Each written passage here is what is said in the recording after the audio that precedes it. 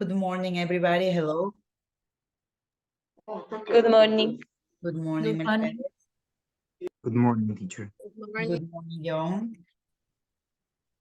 Okay, guys. So, friendly reminder once again, please. You need to turn on your camera in order to be in the class, in order to have your attendance, okay? Otherwise, sadly, it's gonna be like you are not here, okay? So it's gonna be the same thing that you are in this class with no camera on, or if you are not in the session, okay? So please, I'm asking you in the most kindly way to turn on your cameras, okay? Turn on your cameras, John, Rocio, Mercedes,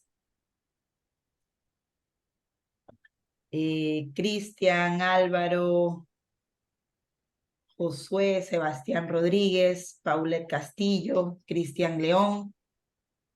Okay, so I'm gonna start.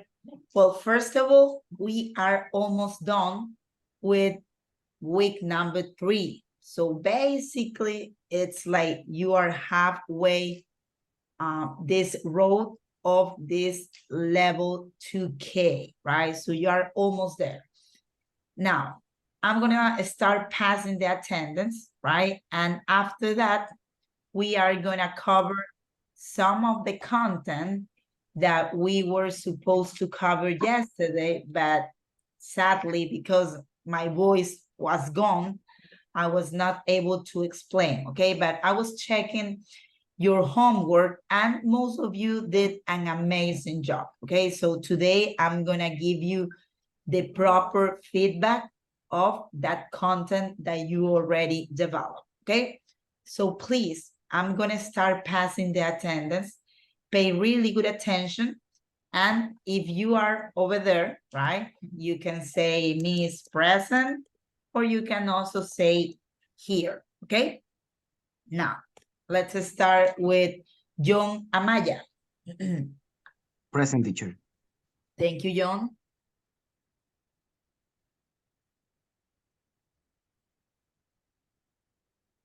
Okay, do this. Okay, there we go. Mónica Añasco. Present, teacher. Thank you, Mónica.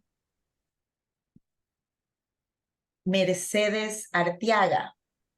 Present, teacher. Please, your camera, Mercedes. Your camera need to be on, otherwise it's like you are not here. Sí, es que ya voy. Okay. Andreina Cabezas. Good morning, teacher. Present. Good morning, Andreina. Thank you. Present, teacher. Present, teacher. Okay, Mercedes, I can see you. Thank you. Thank you very much for turning on your camera. Paulette Castillo. Present, miss. Thank you, Paulette. Sara Castro. Good morning, teacher. Present. Hi, Sara. Thank you. Giancarlo Cedillo. Present.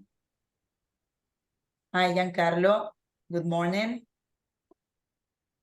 I was not able to hear you. Are you there, Giancarlo? Yeah. Okay, thank you, Giancarlo. Good morning. Sebastián Cherres. Mr. Sebastián Cherres, I don't think that Sebastián is here yet. Kevin Cruz. Here, teacher. Kevin, thank you. Yeliver Cruz. Present, miss. Thank you very much, Yeliver. Nancy Cruz. Present, teacher. Thank you, Nancy. Thank you. Marjorie Garcia. Present. Thank you, Marjorie. Álvaro Lara. Present, teacher. Thank you, Álvaro. Let me see. Okay, great. Okay, guys. Friendly reminder once again.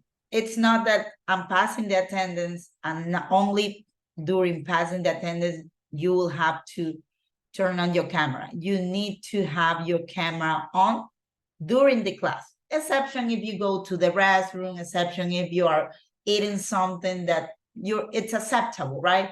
But it's not like me. I'm here and you turn off your camera, okay? La cámara no solamente al momento de estar pasando la lista, chicos. Puede sonar molestoso, puede sonar como que soy cargosa, ¿no? Pero no es algo que yo le impongo. Yo me rijo a unas normas que están dentro de la academia, ¿no? Y esto, como ustedes saben, está siendo grabado. Entonces, básicamente el video se lo revisa y si el estudiante pues no tiene la cámara encendida, no soy ni siquiera yo que no le da la asistencia, sino la misma academia. So that's why I'm pushing you guys in order to turn on your camera, okay? Now, Cristian León. Present, Miss. Thank you very much, Cristian. Verónica Murillo.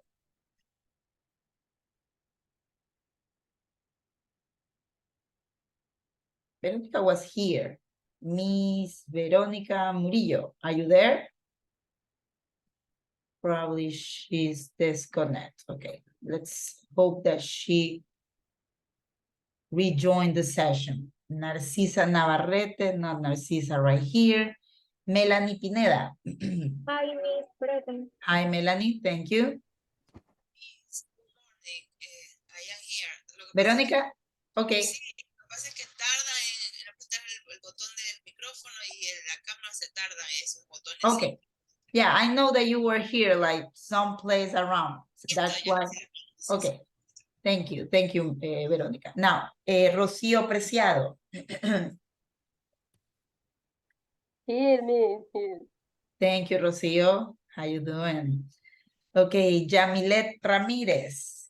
Good morning, teacher. Present. Good morning, Yamilet. Thank you very much. José Fernando Ramírez. Present, teacher. Good morning. Good morning, José Fernando. Thank you very much. Josué Recalde. Present, teacher.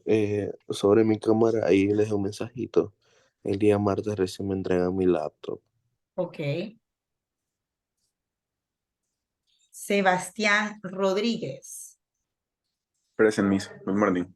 Good morning, Sebastián. Thank you.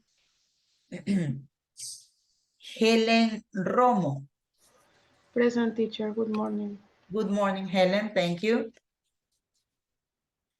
Sandra Santín. Good morning, teacher. Present. Good morning, Sandra. Thank you very much.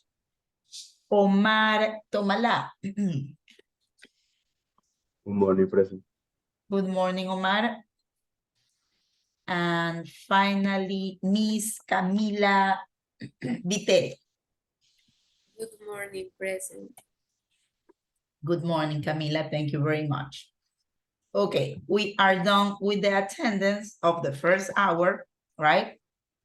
So as I was telling you, right now, even though yesterday you already did some of these activities, right?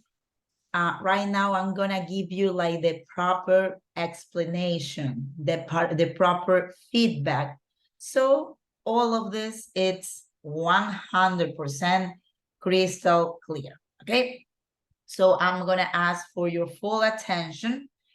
Remember that even though at some point you're not paying attention, this is being recorded. So afterwards, you can double check the video, okay? If you have any doubt or if you miss something of the class, okay? So right now, remember that Moodle, it's still down, right? We don't have platforms until tomorrow. But anyway, that is not a problem because I have some amazing material to cover the topics that we are supposed to learn on today's class, right? This is the book, right? The student book. And currently, I am in page 12, right? Page 12. And the unit that we are about to review, it's unit 2A, a writer's room, right? A writer's room, okay? Let me check something right here because this is, okay, we already checked this one, yes. So we are correct. So we're gonna check a writer's room, okay? And into the grammar section, remember, we have 3 sections in each unit. In the grammar section, we are gonna cover articles, right? Articles such as a and an, and also plurals. And we are gonna check all of this. The name of these things right here, this, that, this, and those are basically demonstrative. Ese es el nombre de estas 4 palabritas, demonstrativos. Into the vocabulary section, we are gonna cover things, okay? Things like pen, things like glass, right? All of those are things.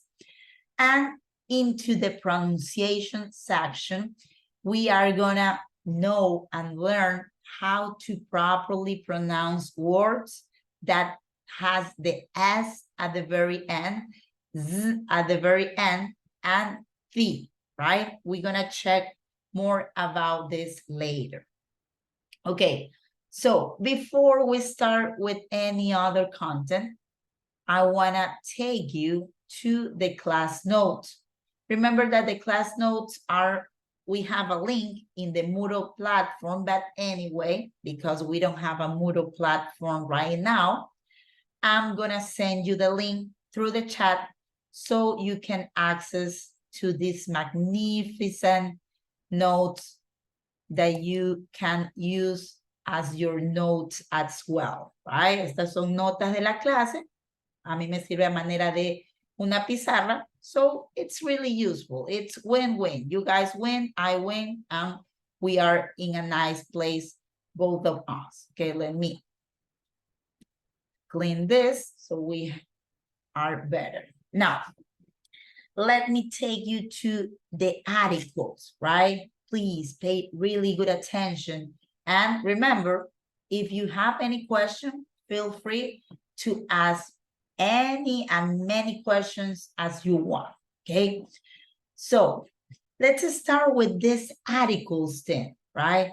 So in English, in the English language, we have 3 types of articles. As you can see right here, we have a, number 1, and number 2, and the, right? These are the 3 articles that we have in the English language. So these articles are used before nouns. Nouns. Remember the word nouns, sustantivos. Estos artículos están usados o se usan antes de los sustantivos. What is a noun? ¿Qué es un sustantivo? So basically, a noun, it's a word that we use to identify any class of people, any class of places, or any class of thing, right? So right here, I'm giving you some examples of nouns. We can say dog, cat, monkey, elephant, all of those are nouns. I can say mother, it's also a noun, father, sister, brother, and I can keep going with the nouns. President, it's also a noun. Mayor, alcalde. We can also say viceprefecto, that is also a noun, okay? So the nouns, I cannot tell you like the complete list of the noun because it's like basically everything that it's around us is noun. A pen, it's a noun. This train, it's a noun. This key, it's a noun as well, right? All of that is a noun. We can also say apple, banana, grapes, watermelon, also noun. Car, motorcycle, skater. So I think that you have an idea of what a noun is. So I'm gonna, like, just to be clear, Sandra Santin, can you please tell me an example of a noun, like any noun that you may think right now?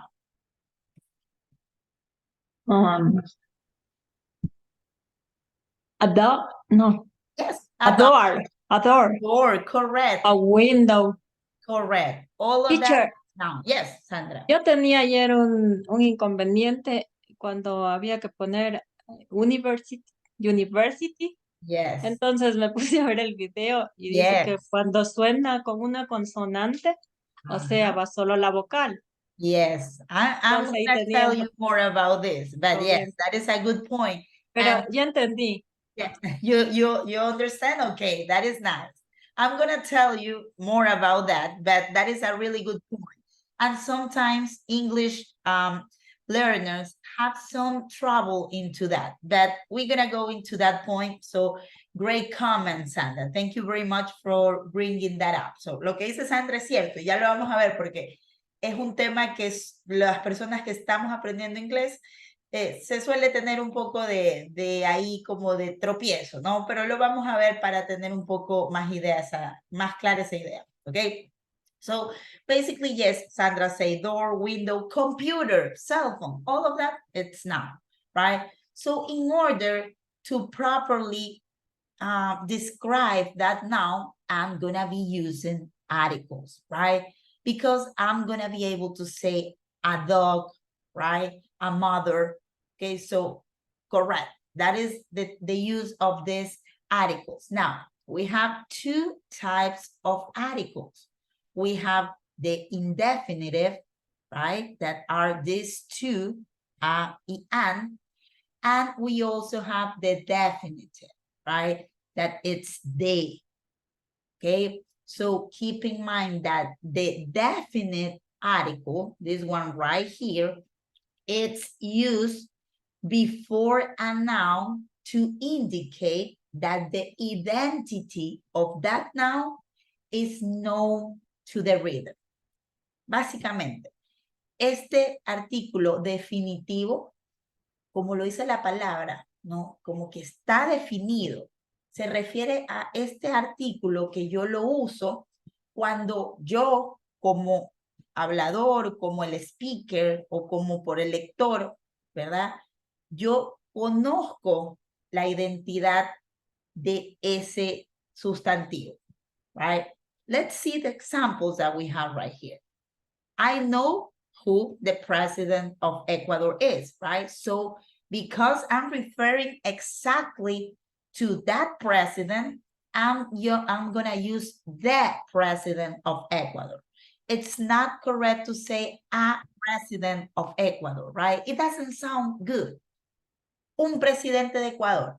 Si a la final me estoy refiriendo a todos los presidentes que hemos tenido anteriormente y no me refiero a uno específico, ok, en ese caso podría ser aceptable. But at this point, I'm referring to the current president of Ecuador. That guy that, let's not mention his name, right? But we have a president, right? The president of Ecuador.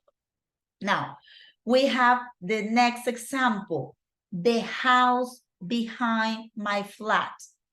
Who remember the meaning of flat? What is the meaning of flat? Let's see. Sara Castro, do you remember the meaning of flat?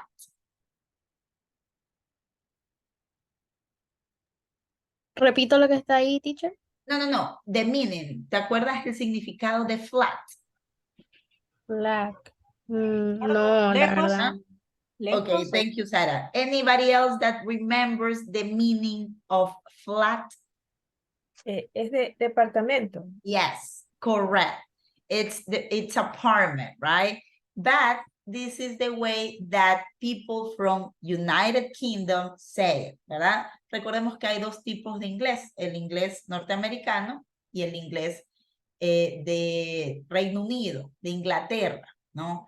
Ambos completamente válidos, pero nosotros, nuestro sílabus, nuestro libro se apega al inglés de allá donde está el rey Carlos, ¿verdad? Entonces nos apegamos al inglés tal cual de donde nació el inglés. Y una manera de decir departamento es decir flat. Ahora, si llegan a ver la palabra flat en otro contexto, yo podría decir, por ejemplo, this notebook is flat.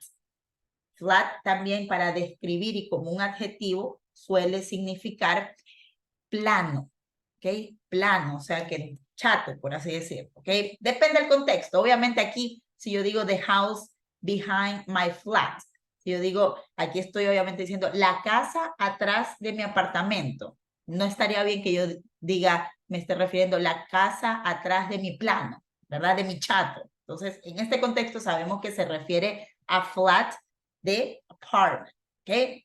So because I'm referring to a house, like I know the house, I'm seeing the house, I'm using the article de, right? Now, next example, we have the restaurant located in Guayaquil. I'm talking about a specific restaurant. I'm talking about Chili's, I'm talking about Eddie's Barbecue, I'm talking about La Doña. And know the identity of that restaurant, ¿verdad? Me estoy refiriendo a un restaurante en particular que tengo en mente. No a un restaurante así random, sino a un restaurante particular. And that is why I use the, okay? Now, something that is not right here, but I want to tell you anyway, algo que no está aquí, pero igual quiero decirles, porque puede ser que en algún momento se lo encuentren por ahí, se los voy a poner acá un ratito, ¿verdad? Es que hay veces que ustedes, por ejemplo, ven a lo que termina una película, this, right? You see, okay, the finish, it's done, great movie, amazing movie, and you have this. And in this case, we pronounce the N, no the N. Anybody knows why? ¿Alguien sabe por qué aquí se pronuncia the y no de como se pronuncia acá? Porque están dos vocales juntas. Correct, porque hay dos vocales juntas, ¿verdad? Termina aquí en vocal y como, perdón, termina en vocal esto y acá inicia con vocal. Lo regular es que ahí se suele decir the and the apple, ¿ok? No es que yo no puedo decir the and, sí puedo, pero como yo les digo, para sonar más nativo, ¿verdad? Ustedes escucharán que alguien nativo, alguien que esté tratando de mejorar su inglés, pues ponga en práctica ese tipo de tips, ¿no? The and. That is only one tip that I want to mention, okay?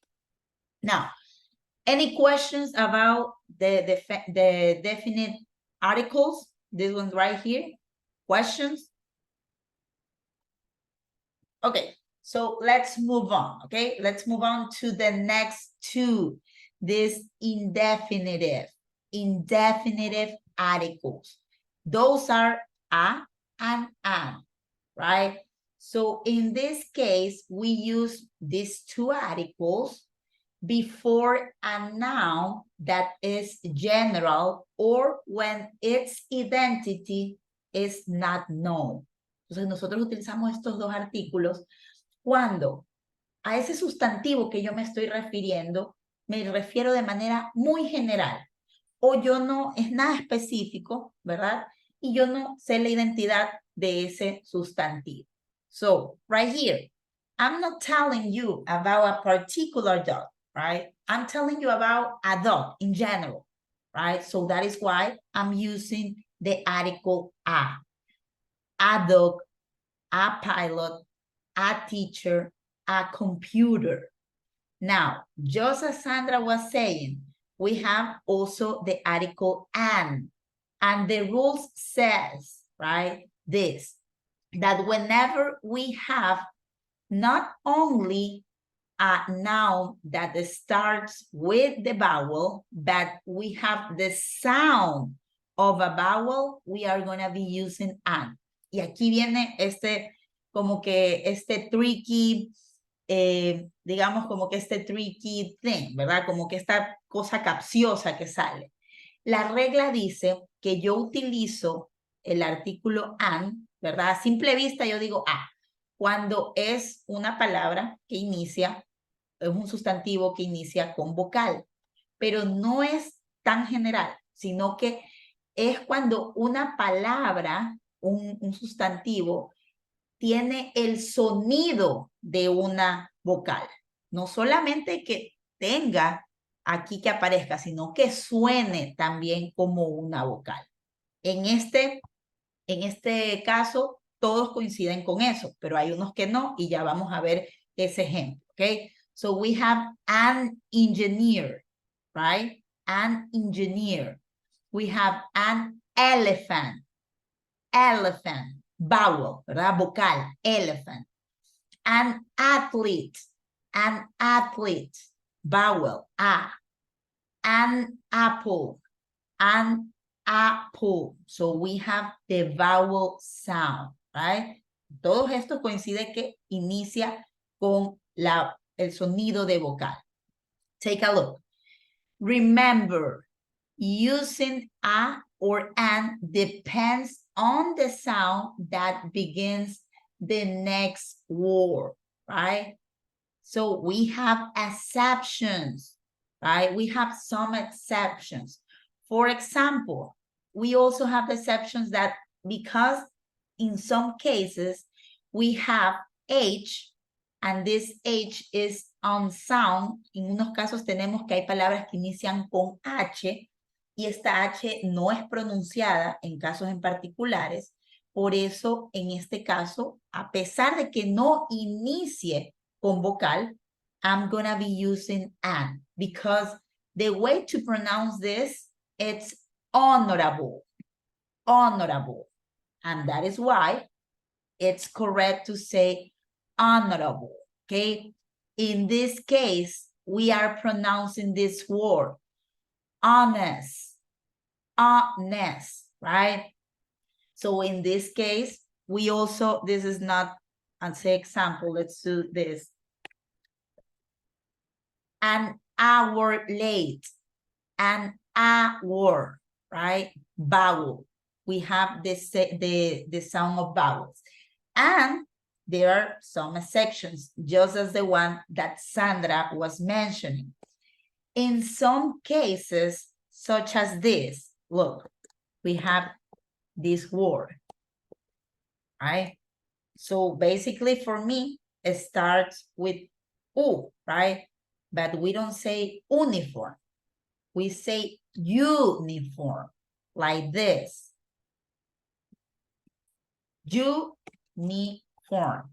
So because the sound, it's not vowel, the correct thing is to say a uniform. So probably you're gonna say miss. And how do I know how to pronounce each word? A la final aquí me dicen miss, pero qué pereza, ¿cómo yo sé cómo cada palabra se pronuncia? Okay, we're learning. It's a honest question, it's a proper question. Estamos aprendiendo, es una pregunta válida, ¿no? Quick tip, let's use technology. We can use this amazing tool, right?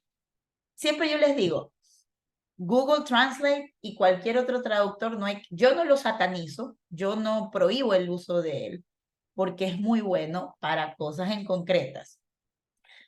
Porque cuando traducen textos completos, obviamente no va a ser bueno y yo me doy cuenta. Siempre me acuerdo un momento, como hace unos 2 o 3 años en una clase, también así de inglés, que yo les mandé a escribir a los alumnos sobre un sitio turístico en Ecuador, ¿no? Entonces era un examen, era el examen final. Y una chica claramente utiliza el traductor porque me pone esto. Me puso así. The Virgin of the Muffin. ¿Qué creen que es the Virgin of the Muffin? la Virgen del Panecillo. Entonces, yo me quedé como que, ¿qué es the Virgin of the Muffin? Dije, ah, Panecillo. Entonces, son sitios que no deberían traducirse. Los sitios por lo general quedan como tal, en la mayoría de los casos, ¿no? Entonces, yo ahí me doy cuenta que se está utilizando el traductor en todo el texto. Y ahí no lo veo conveniente. Sí para palabras en concreto, sí para saber la pronunciación. Example. Look, you have right here to listen how to properly pronounce this. Listen.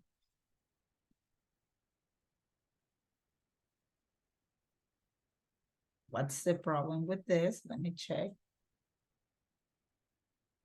Okay, let me refresh this because I'm not able to.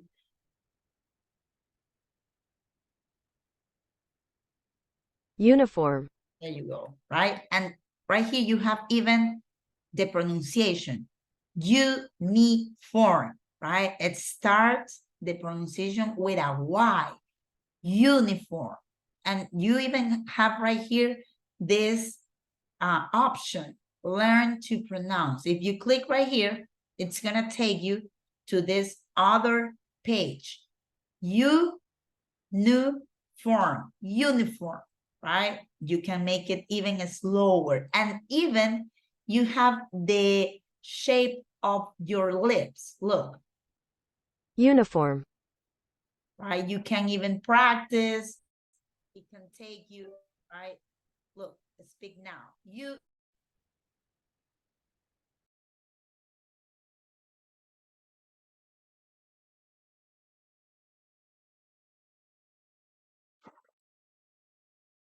¿Sí me pueden escuchar?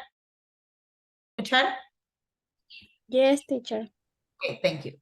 So this is an option where you can know how to pronounce certain words if you are not sure. Now, let's see the example that Sandra was saying. Miss, what about university, right? Let's take a look. University. University. University. It's not university, right? It's university. So in this case, right, it's not gonna be an university because that is not correct. The correct form will be a university. Okay, keep that in mind. Now, let's check the homework, right? Let's check how you guys did the homework. So let's check the activity right here, okay? So now, Mr. Kevin Cruz. Kevin, can you please read the first sentence with the correct article, a, an, or de?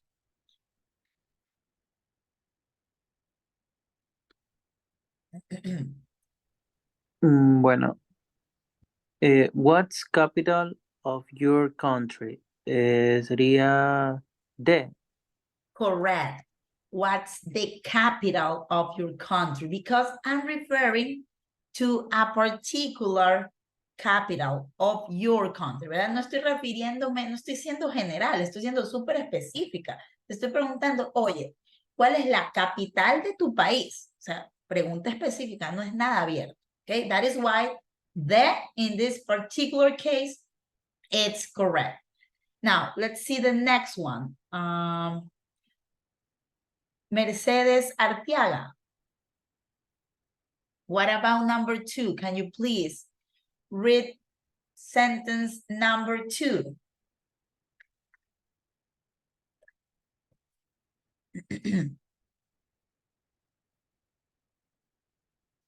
No, Mercedes? Okay, let's see.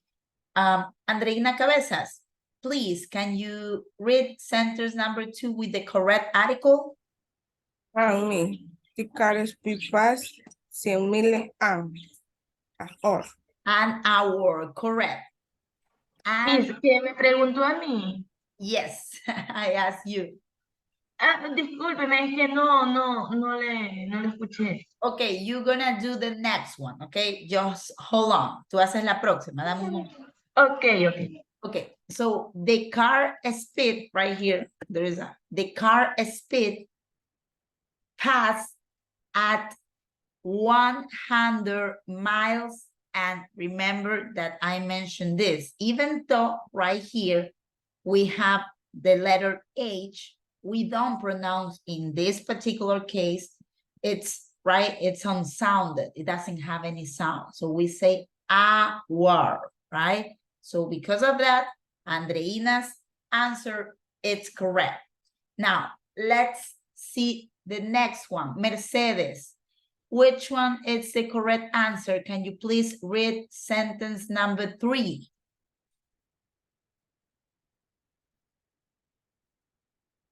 D. Yes, the.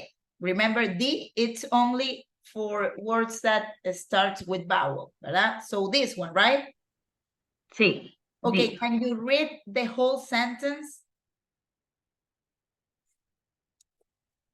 Can you read all of the sentence?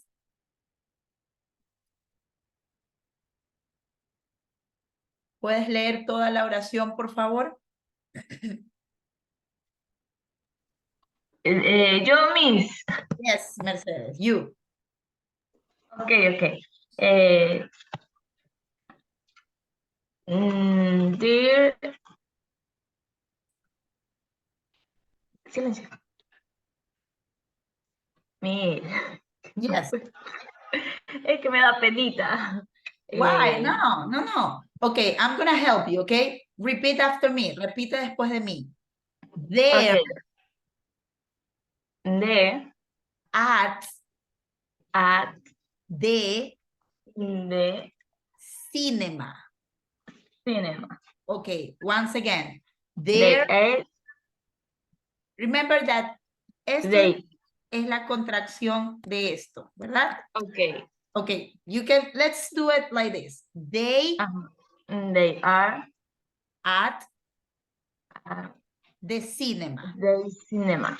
Correct. Thank you very much, Mercedes. Great job. Gracias. So in this case, we use the article de because I'm talking about a specific cinema, right? Not general. I'm telling you, hey, they are in the cinema already. They are about to watch Barbie. They are about to watch Oppenheimer, right? They are at the cinema. Si yo no supiera en dónde están ellos, ¿verdad? Yo no dije, no, es que ellos están en un cine y no los encuentro, no sé qué cine. Ah, ok, a la final ahí sí. Pero en este caso se entiende por contexto que sabemos de qué cine estamos hablando, ¿ok? Now, let's see the next one. Giancarlo Cedillo, can you please read the next one for me? There is an iPod on my desk. So which one is it? An, or the? An. Correct. Amazing. Thank you very much, Giancarlo. So in this case, we have right here letter I, right? iPod. And because it starts with a vowel, the correct article will be an. Great job, Giancarlo. Now, let's go with the next one. Mr. Christian Leon. The next one, please.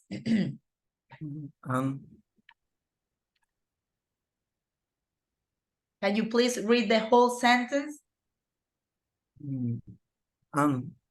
Yes, the whole sentence. She has all. Okay. She has an idea. Idea. Correct. If you don't know how to pronounce it, you can go to Google, right? And let's see.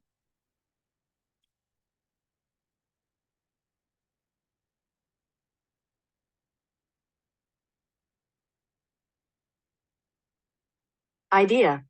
Idea, right? Idea. So if we go to how to pronounce it, right? Idea. Correct. Great job. That was Christian Leon, right? Let me go back to the home.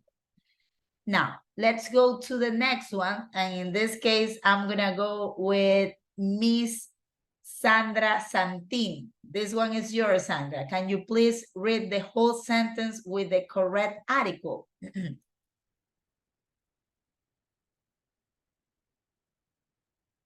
My sister works at a university. Correct, right? A university. Because we, even though we have the letter, the vowel U, we don't pronounce it university, but we pronounce it university with a Y, like this, right? University. So that is why it's correct to say A. Great job, Sandra. Thank you very much. Lisa, una consultita. Correct, yes. Si yo digo mi hermana trabaja en la Universidad Católica Santiago de Guayaquil, es de, sí, ¿no es cierto? Exactly, porque ahí ya estoy diciendo esa universidad en general. Buena pregunta, right? Let's write it right here. My sister works at the Catholic well, en este caso, bueno, pongámosle de university para que cumpla el propósito, ¿no? University, let's say, of Los Andes, ya, digamos así para ir, porque lo correcto es decir Catholic University, right? Pero en este caso, por temas del ejemplo, para que quede tal cual así, lo pongo, ¿no? Pero en este caso yo estoy diciendo, ¿verdad? Que trabaja en esa universidad en particular. So, that is why it's correct your comment, Monica. Great thing. Thank you very much for adding that, because probably some of you have the same question. Okay. Y miren, no, aquí Google adecuadamente nos corrige, porque al hablar de una universidad, sea en inglés o en español, pues esto de acá tiene que ir con mayúscula, ¿no? Asimismo, los meses, los días, ¿qué más? Nombres, ¿verdad? Recuerden eso, siempre tenerlo en consideración. Now, let's go with the next one, and we're gonna go with Mr. John Amaya. Can you please read the next one? The whole sentence, please.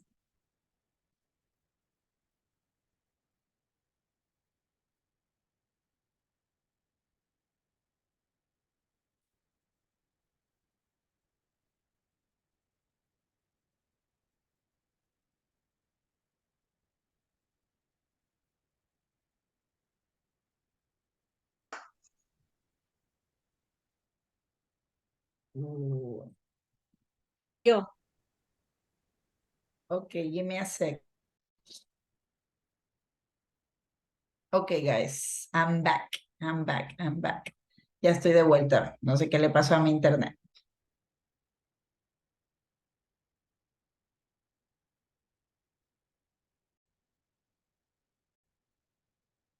Okay, just give me a second. Let me check my speed.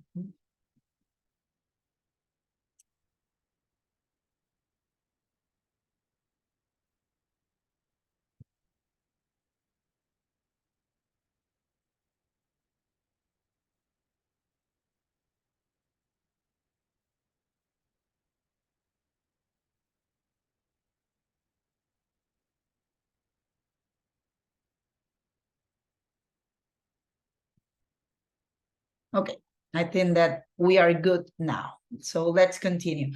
I'm sorry, John Amaya, can you please do the next sentence? This one right here, the one that I told you. Sure, Miss. Mhm. My mother is the good doctor. Okay, my mother is the good doctor. Okay, so in this particular case, mira, si tú lo dices es como que mi mamá es la buena doctora, right? So, for example, if I'm referring to John Amaya, I can say, John Amaya is an excellent student, right? Let's say like this. John Una pregunta. Como Amaya, usted yes. Give me a second. Okay. John Amaya is an excellent student, right? So I'm telling like in a really general way, right? So because of this, it's proper to use an excellent, right? So similar in this case. ¿Cuál es tu pregunta, John? Como usted explicaba en antes sobre cuando una se refiere a algo en particular es de. Entonces, como aquí está diciendo mi mamá, no sería. Sí, O sea, pero lo entendí. te refieres, acá te estás refiriendo a tu mamá, ¿verdad? Ajá. Tu mamá sí es específica, pero al momento de describir el, por decirlo, el sustantivo, el noun, ya ahí ya es de manera general, ¿verdad? Okay. Entonces, quizás le voy a quitar esta aquí para que no cause confusión ese adjetivo, ¿ya? Entonces, ahí yo solamente digo la profesión de mi mamá, muy general, ¿no? Entonces, en ese caso, quizás nos puede quedar un poco más claro. Can you please read the sentence now, John? My mother is a doctor. It's a doctor, correct. Entonces ya ahí el adjetivo que yo quiera ponerle, le puedo poner good doctor, bad doctor. I don't think that she's a bad doctor, but okay.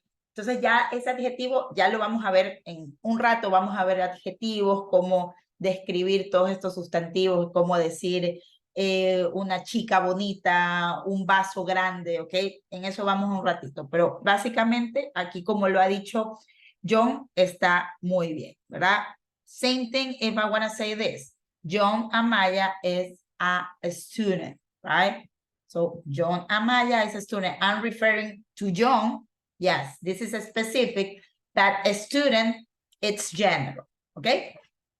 Now, let's go to the next one. And this is basically a question, okay? So Álvaro Lara, can you please do the next one? Yes, do you know who invented the computer? Correct. Great job, Álvaro. Thank you very much. So in this case, I'm referring to the first computer. En este caso me refiero a la primera computadora. Estoy siendo específica, ¿no? Por eso lo correcto es que yo ponga el article definitivo, definite, de. Okay, great job. Let me write down John's name, John Amaya, and also Álvaro Lara. Now, let's go with the next one, okay? So let's see who is the next student who's gonna help me. Omar Tomala. What about this one right here, Omar?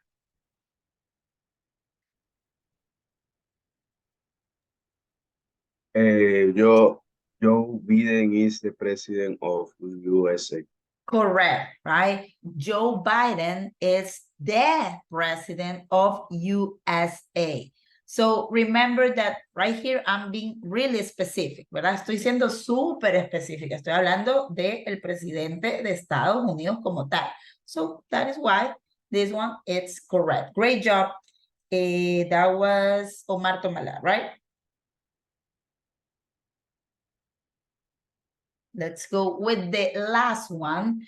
I'm gonna ask Nancy Cruz. Can you please do the next one, the last one? My mom brought a uniform. A uniform, correct. My mom bought a uniform. Mi mamá compró un uniforme. Okay, so I'm being general. No estoy diciendo uniforme de universidad, no, estoy diciendo súper general. So that is why this is correct. And remember, even though that we have the vowel U, right? The pronunciation it's U, uniform, right? Same thing as university. Now, something that, sí, Sandra, Sí. perdón, Nancy. Sí, yo justo quería que me toque esa frase, porque le quería comentar que cuando ya la puse, ¿no? Y digo, bueno, voy a ver si está bien, en el traductor de Google me salía con error y digo, ¿pero por qué? Entonces me digo, pero a ver, es una frase, ¿cómo alguien me la va a explicar? Entonces me fui al ChatGPT, allá me fui, y Sí. le dije que me explique gramaticalmente si está bien esa frase, y entonces ahí fue que me enteré que dependiendo del sonido del sustantivo es que va el a o en an, no necesariamente como se escriba. Entonces sí, eso fue nuevo para mí. Ajá, eso le Sí, quería. sí, exactamente. Y mira, eso es lo que yo siempre digo. Yo no, la palabra, y lo utilizo bastante, satanizo o discrimino el uso de todas estas herramientas porque hay mucha gente que dice, ay no, ChatGPT, ahora los chicos hacen los deberes con eso. Y sí, o sea, como cualquier herramienta puede ser utilizada de manera incorrecta, pero justamente lo que hace Nancy es para qué sí se debe utilizar ese tipo de herramientas que ahora están tan avanzadas, ¿no? Porque hay uno pregunta y miren, les da la respuesta ahí concreta. Entonces, muy buen ejemplo. Gracias, Nancy, por compartir esta experiencia, ¿no? Y algo que les quería mencionar aquí, ¿verdad? Probably you're gonna say, this is misspelled. A la final dicen como que eso está mal escrito, Miss. Porque yo he visto que escriben así, mamá, ¿no? That, remember, we have two different types of English. English for North America and English from England, ¿verdad? Tenemos el inglés norteamericano y el inglés de Inglaterra. Entonces, en el inglés de Inglaterra se escribe así, mom, y en el inglés norteamericano se escribe así. Una vez más, ambas son totalmente correctas. No es que si ustedes están, por ejemplo, haciendo un writing, ¿verdad? Y ustedes me ponen mom, yo, ok, 0, se quedó. No, sino que ambas son válidas, ¿ok? Tengan eso en consideración. Now, any questions about this particular topic?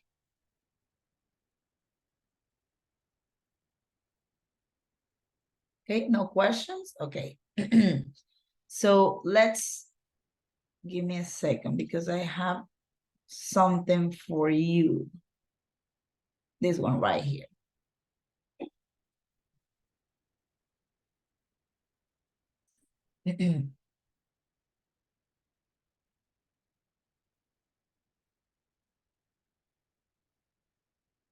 Okay, guys, we are gonna do this class activities right now, right? Because it's class activities. So we're gonna do this right now to practice even more this topic, okay? So what I'm gonna do is that I'm gonna share with you this, I'm gonna share with you this document. I'm gonna share the link and I'm also gonna download it and share it through the chat, ¿verdad? Voy a compartirles tanto el link de cómo se llama, del documento como tal, y también les voy a compartir el documento ya en Google Docs o también en Word, como ustedes lo vean. So you can have it, okay? So right now we are gonna do this, okay? We're gonna do these activities right here. See that you have 2 of them, okay? So take a minute, right? Take a minute, read properly, read correctly, and you can do it. And after a couple of minutes, we're gonna check the activity. Les voy a dar unos 10 minutos para realizar esto y al culminar ya la actividad, pues lo vamos a chequear aquí en clases para ver cómo lo han hecho, ¿ok?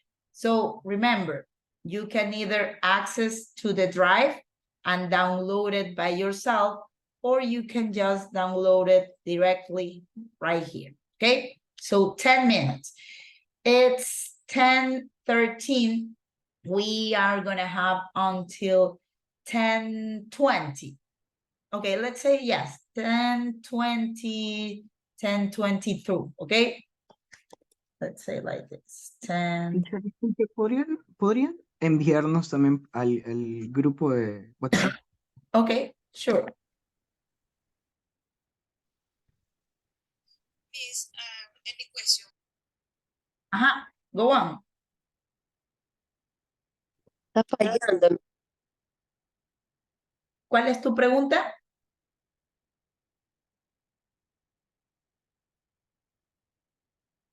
¿Quién tenía una pregunta, Verónica? Sí, yes.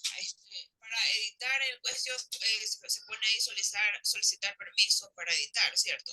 Sí, pero es que no lo van a trabajar aquí mismo, porque si lo trabajan aquí mismo, toditos van a hacer lo mismo, ¿no? Y este documento es solamente para que o lo descarguen mediante ese link que les mandé, o que simplemente lo descarguen directamente aquí y lo trabajen desde su computadora, ¿sí? No hay que subirlo a ningún lado, Miss. Sí, todavía no, pero ya mismo sí, ya al culminar les paso el drive para que lo suban a sí mismo, ¿sí? Okay, I think that we're gonna have some extra minutes. So we are gonna have until 10:25, okay? 10:25. So let's go, let's work, and we're gonna check the activity in a minute.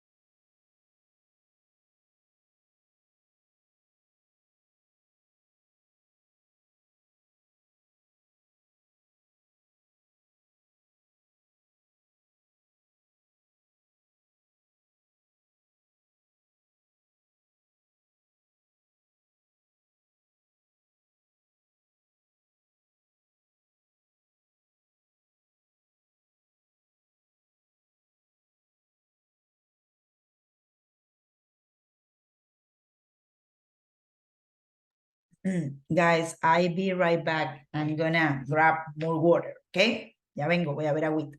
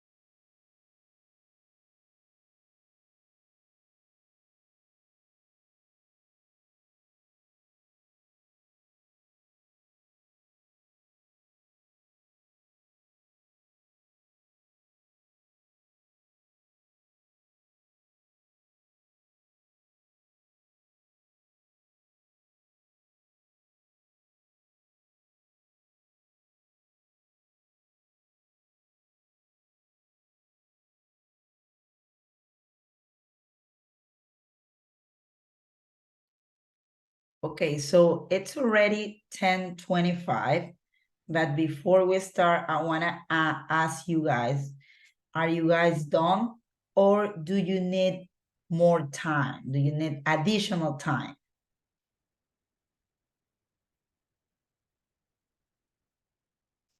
¿Necesitan más tiempo? Listen, disculpe, ¿dónde tenemos que subir eso? Perdón, Yeah. Miss. Todavía no, ya mismo les digo dónde lo suben, ¿ya? Okay, more Listo. time. Let's have until 10:30, okay? So until 10:30.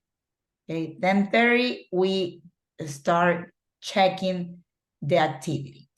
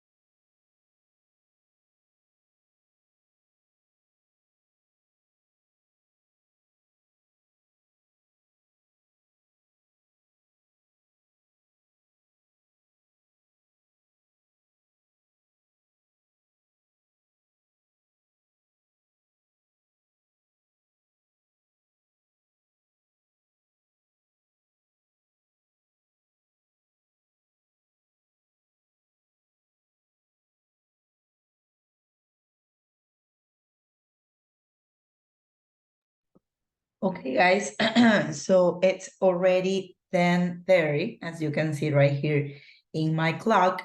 So let's start developing or doing the activities, okay? So let's start, let's see. Remember that right here in Zoom, you have the option to raise your hand, right?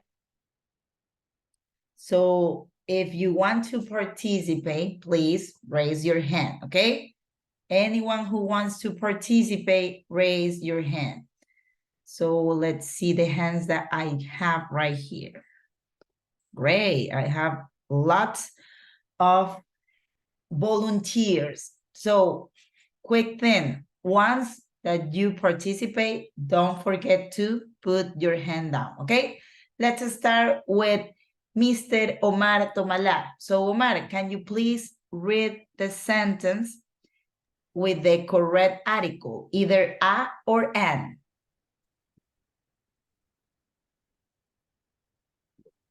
There is a blue English book on my desk. Correct. There is an English blue book on my desk. Great job, Omar. Thank you very much. Now, let's continue with Miss Marjorie Garcia. Number 2, read the whole sentence, please. He's reading an interesting book. Correct. And, right? In this case, it's an. He's reading. This is quite a difficult word to pronounce. I'm going to tell you how to pronounce this, okay? Let's say that is interesting, right? The stress or the accent, let's say, goes in the first syllable, okay? Interesting. Interesting book, okay? Great job. Thank you very much, Marjorie. Let's continue with Mr. Josue Recalde, number 3. We've got an idea. Great pronunciation, Josue. Great job. Great pronunciation. We've got an idea. Thank you very much, Josue. Now, let's continue with number 4, Melanie Pineda. The cat is on a chair. Correct. The cat is on a chair. Great. Now, let's continue with Monica Añasco. The pronunciation of this, I'm going to tell you how it is, okay? Because it's quite difficult, okay? So it's Phuket. The pronunciation of this is island. And the pronunciation of this is Thailand, okay? So go ahead. Okay. Phuket is an island in Thailand.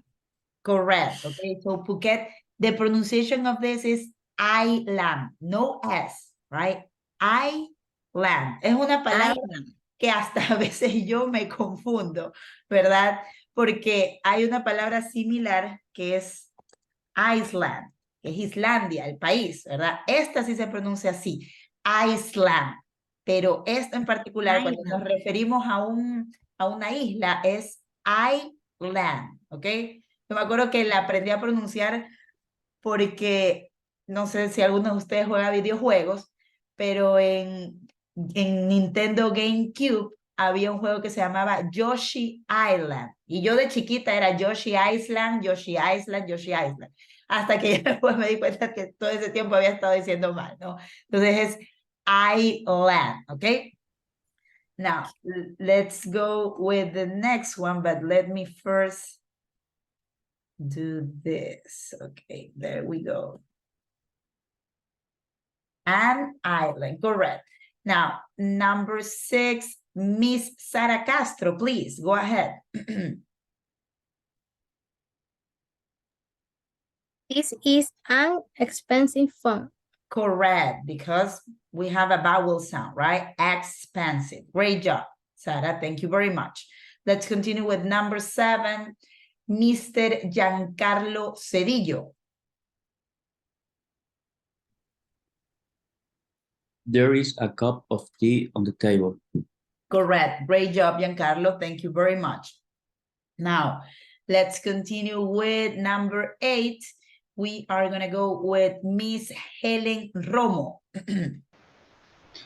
My mother wants to be an astronaut. Correct, right? Because we not only have letter A, but also the pronunciation, astronaut, okay? Great job, Helen. Thank you very much for your participation. Let's continue. Please, Giancarlo and Helen, don't forget to put your hand down. Great, thank you very much. Camila Viteri, number 9, please. My father is an honest person. Correct. Remember, even though we have the H, it's silent, right? No pronunciation. And we say honest, right? Great job. Now, continue number 10, Mr. John Amaya.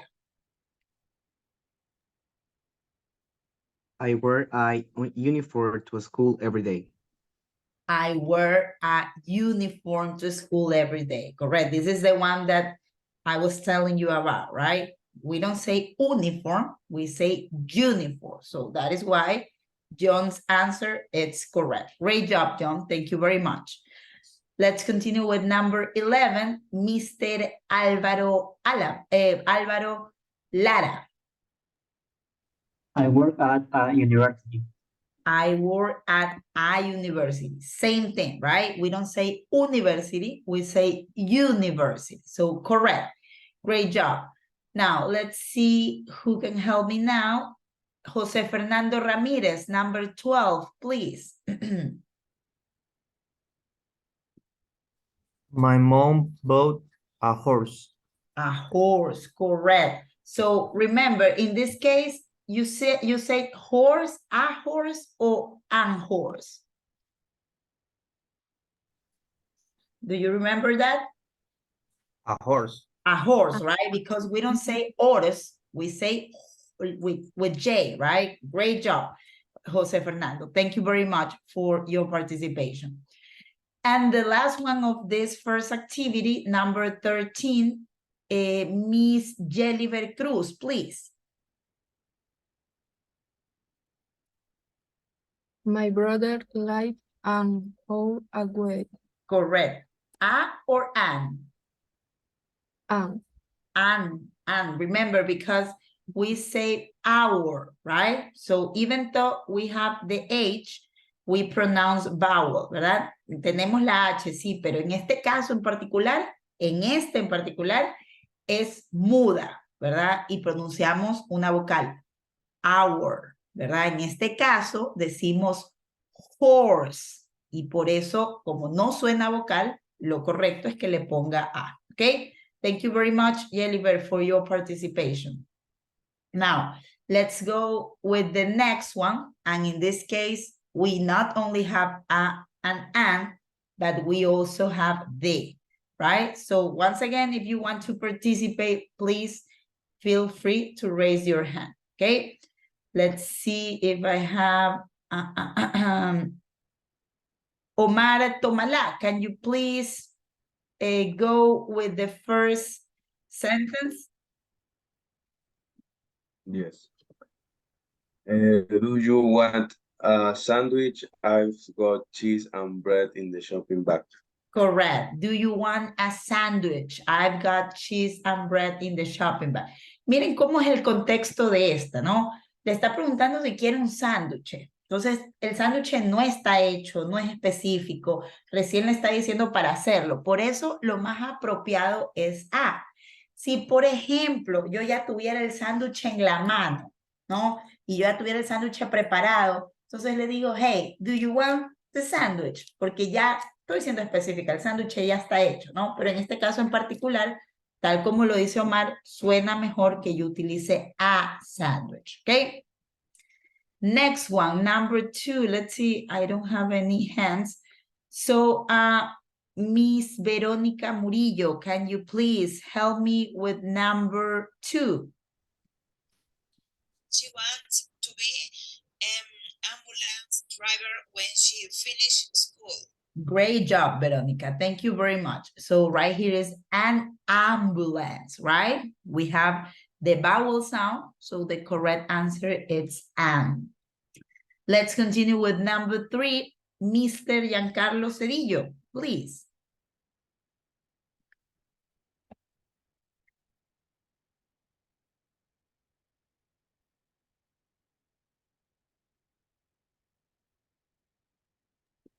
Did you see the moon last night?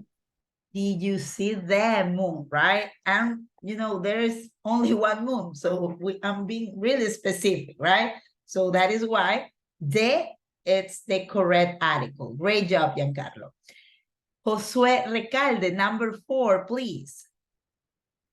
If you need to contact me over the weekend, please send me an email. Correct. An email, right? Because I'm pronouncing a vowel.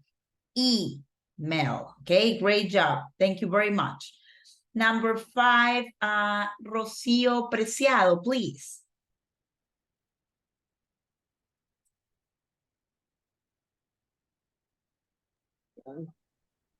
I'll be there in an hour.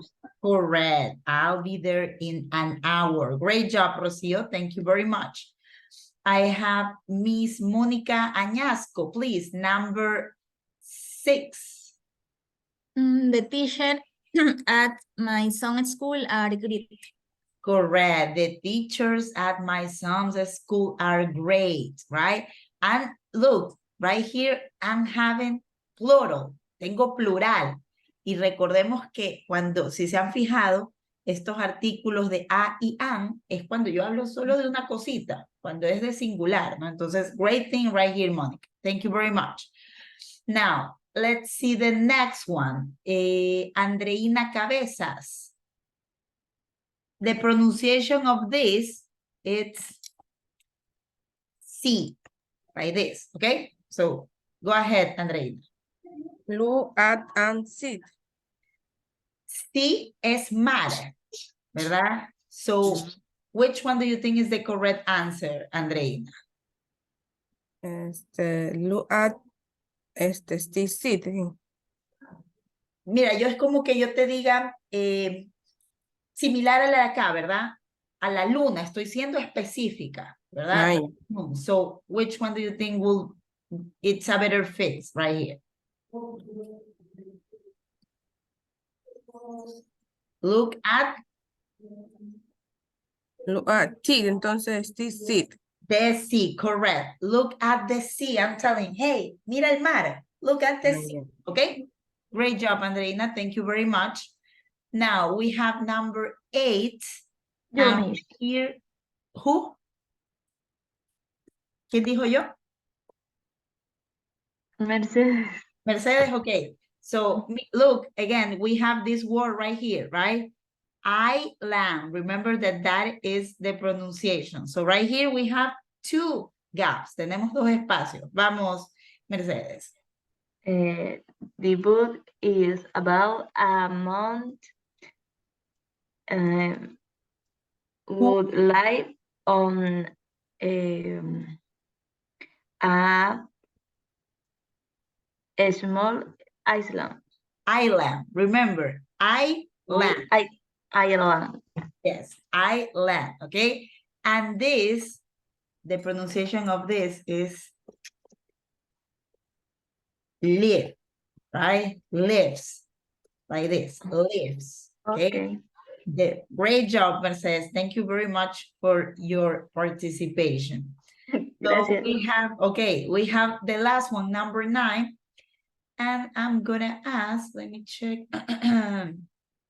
Christian Leon, can you please, number 9. Harry bikes and car, so we can go to a lake. Okay, so we can go, you say a and a. The car. And Okay, like this.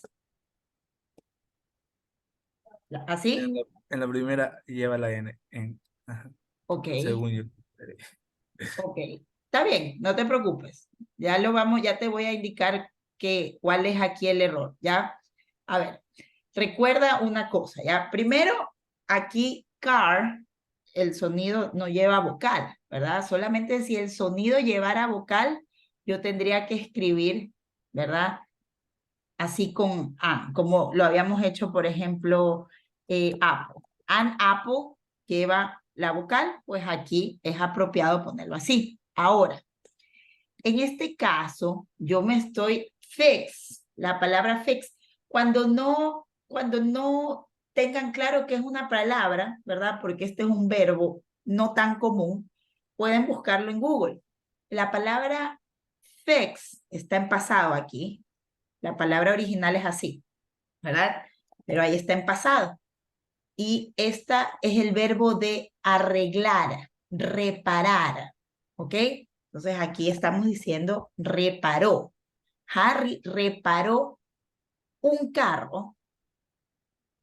Entonces nosotros podemos ir a un lago, ¿verdad? Suena muy general, pero yo estoy refiriéndome a que este chico Harry reparó el carro, porque yo tenía, o sea, en el contexto me hace sonar como que es un carro que yo conozco, ¿verdad? Entonces, te pregunto, estábamos con Cristian, creo, ¿verdad? Sí, mismo. Ok, te pregunto, Cristian, si yo sé qué carro es mi carro que lo estoy viendo ahí, un Toyota, ¿cuál sería el artículo más adecuado? Sí.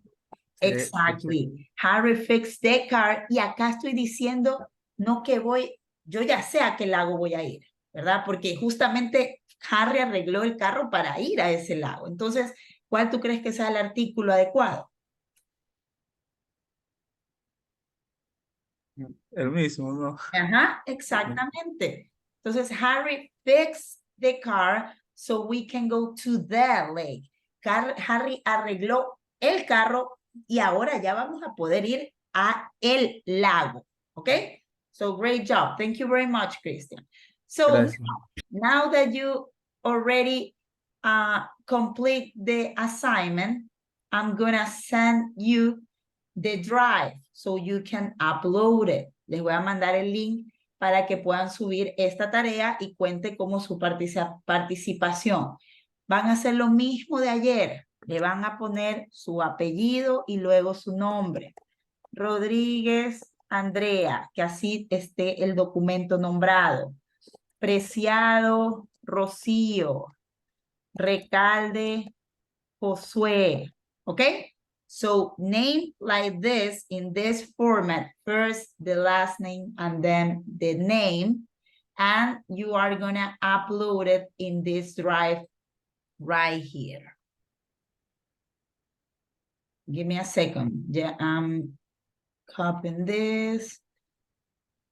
Okay, so I'm gonna send them through this chat and also gonna send them through WhatsApp, the chat of WhatsApp, just in case.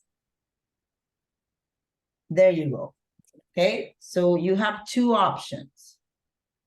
And remember, you only go to the drive and the only thing that you have to do is drag it. Solamente tienen que arrastrarlo aquí.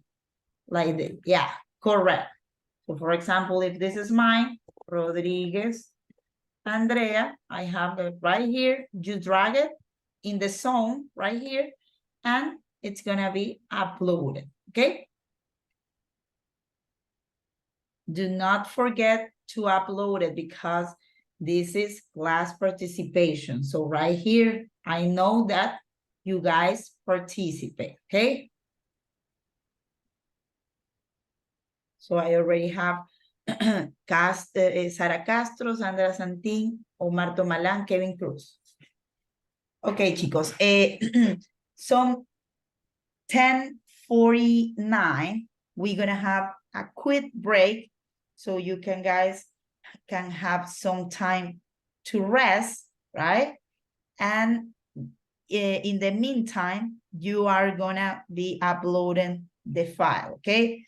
Entonces, vamos a tener un receso para que puedan descansar. Mi garganta también que descanse un poquito y no me quede sin voz nuevamente. Y mientras eso también, por favor, no se olviden de subir el documento. Vamos a tener hasta las 11:10, ¿ya? Hasta las 11:10 para ya ahí seguirnos de largo hasta la 1 y culminar con las actividades que tenemos que culminar, ¿ok? Any questions before we go to the break? Teacher, ¿el documento que hay que subir es el primero que hicimos o el que ahorita estaban los compañeros respondiendo ahora último? Este aquí, el que mandé en WhatsApp, el Drive, y el que mandé aquí, que estábamos haciendo. Ah, ya, ok. Gracias. Okay. Okay, so I see you guys at 11:20, okay? 11:20, I'm sorry. No, that's way too much. 11:10, yes, 11:10, okay? 11:10, I'm gonna see you right here and we are gonna restart the class. So see you in a bit.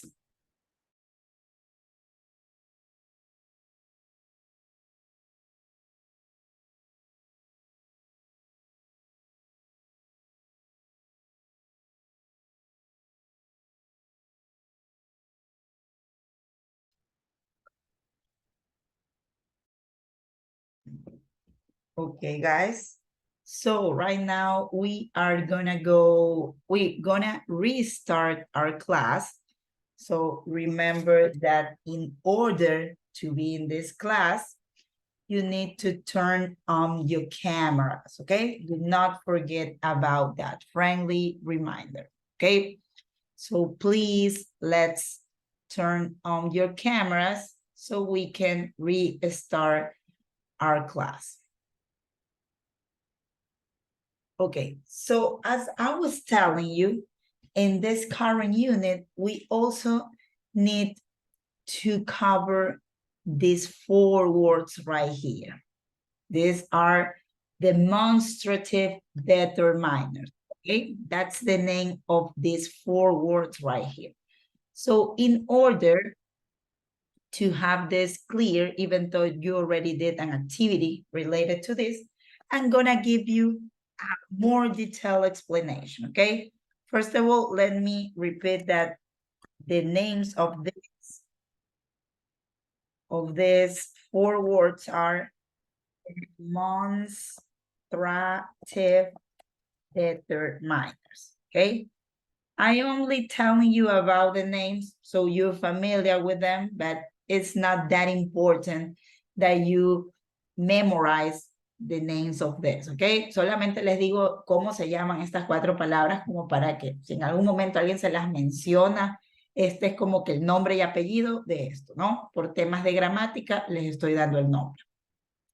Now, these demonstrative determiners, this, that, and those are mostly used to specify or to point to people, to animals, or to things according to how close is the distance, right? Nosotros utilizamos estos determinadores demostrativos para básicamente apuntar, especificar a personas, a animales o a cosas de acuerdo a su proximidad. Qué tan lejos o qué tan cerca está esa cosa, esa persona o ese animalito. Okay, so we have two groups. We have singular whenever we are referring to only one thing, one animal, one object, right? One person, and also plural whenever we are referring to two or more people, more animals, or more things, okay? So just a friendly reminder, person,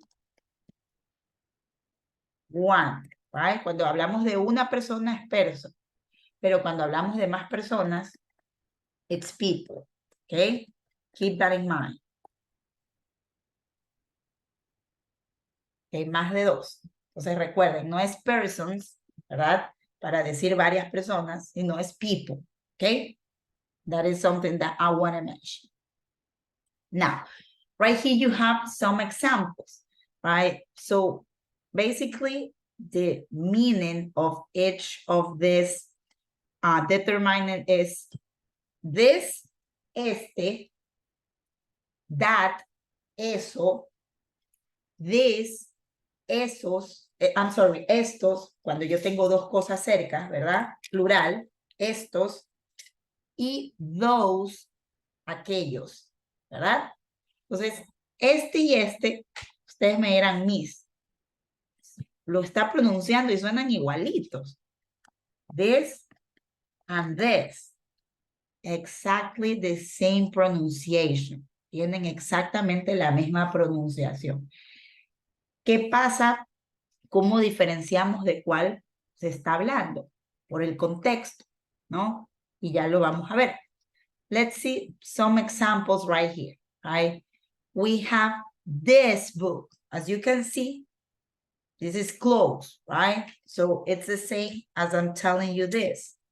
This notebook, I have it right here. It's close to me. So because of that, I'm using this singular because it's only one workbook, one notebook, I'm sorry. Como solamente tengo un cuaderno y lo tengo cerca, yo utilizo this, este cuaderno, this notebook, right? Now, let's say that my notebook is no longer, I mean, let's say it's not that close, and I'm gonna put it over there, right? So in that case, I'm gonna be saying that notebook, ese cuaderno, ¿verdad? No está cerca mío, entonces lo señalo that notebook, okay? Now, what about if I have two pens, right? Plural, because I have two pens right here. So in this case, I'm gonna be using this, exact same pronunciation, that the context is telling me that I'm talking about two. So what I'm hearing is this. El contexto a mí me está diciendo que yo tengo dos. Entonces, si yo escucho this, y son dos plumas, me está hablando del desde acá, porque estamos hablando de estas plumas, ¿no? Estas plumas. Cosa importante, estos demonstrative determiners no reconocen género, ¿verdad? No importa si es hombre o mujer, se los utiliza de la misma manera, ¿no? Obviamente en español sí se traduce como que estas plumas, y yo puedo decir, por ejemplo, no sé, ok, estos marcadores, ¿verdad? Ahí sí, en español, obvio, sí, se distingue el género y todo, pero acá no, es más fácil por esa parte, ¿no? So once again, if I'm referring to something that is close to me, right? Algo que está cerca mío, this notebook.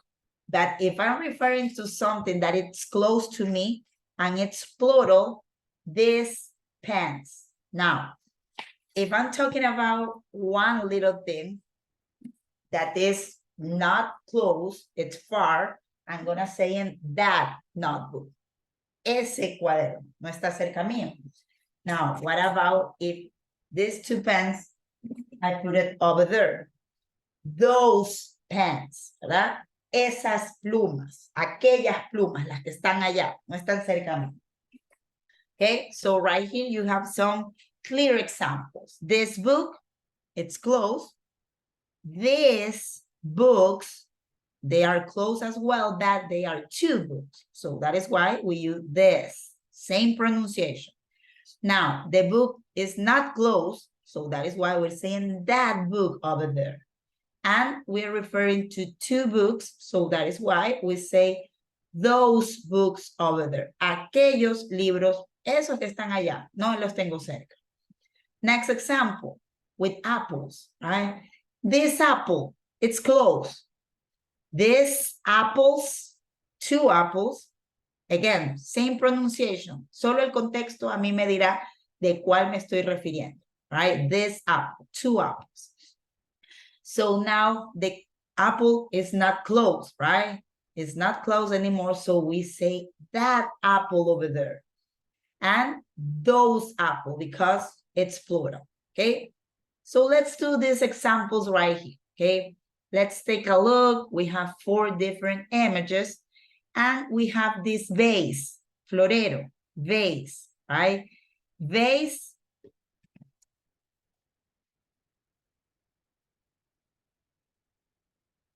vase, okay? Like this. This is how you pronounce it, vase, okay? We're gonna do it like this so you know its pronunciation.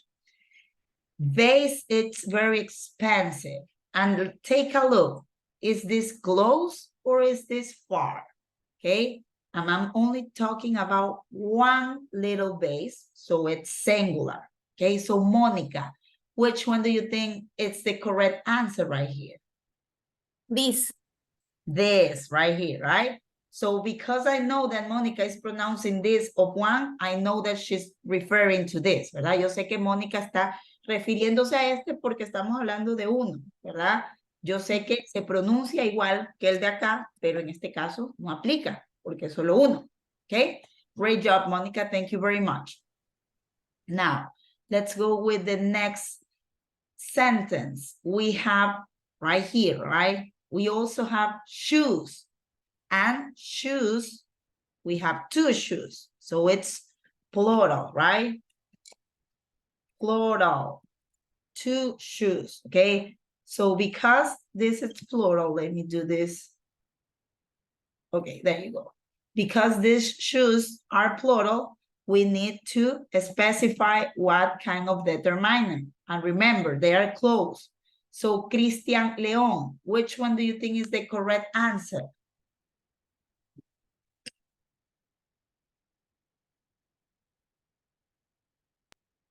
¿Me puede repetir? No lo escucho bien, Yes. estoy con ruido. Okay, look, this is the option that I'm talking about. What's this? I'm sorry. Let me minimize this. Okay, there we go. Okay, I'm talking about this image right here, this photo, this picture, right? I'm pointing 2 shoes. So my question is, the answer right here is this, those, or that. Which one do you think is the correct answer? Remember, I'm referring to 2 shoes and they are closed. This. This, correct. This one right here. So remember, once again, the pronunciation is the same. Same thing, ¿verdad? Este de aquí y este de acá se pronuncian igualito. No this, ¿ok? This, exactamente. Pero como les digo, el contexto es lo que a mí me dirá y me hará saber de cuál de estas 2 palabras yo me estoy refiriendo, ¿ok? Great job, Christian. Thank you very much for your participation. Now, we have the next one. And look, we have a boy. This boy is not close. He's far. And I only have one boy. Singular, because only one boy. So my question is, let me do this. There you go. Let's see, Jose Fernando Ramirez. Which one do you think is the correct answer right here? That boy.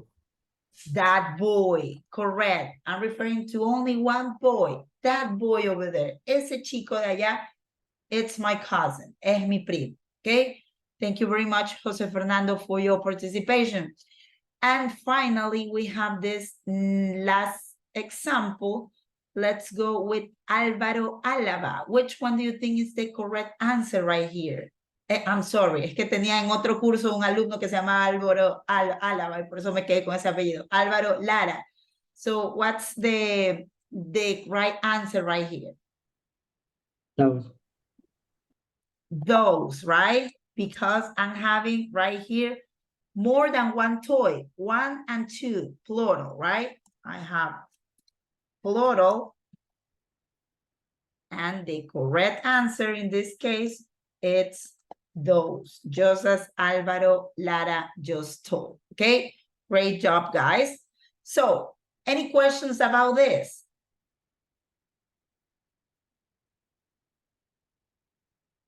Okay, let's continue with the next topic, okay? Let's continue with the next topic. And right here, you guys are gonna find this activity, right?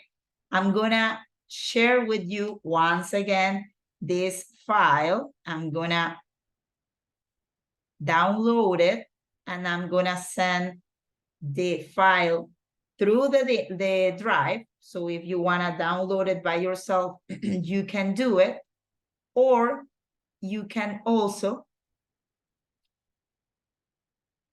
download it from here. Give me a second so I can share with you the file. So we're gonna work just as the same form, as the same way that we did it before, okay? De la misma manera que lo trabajamos antes.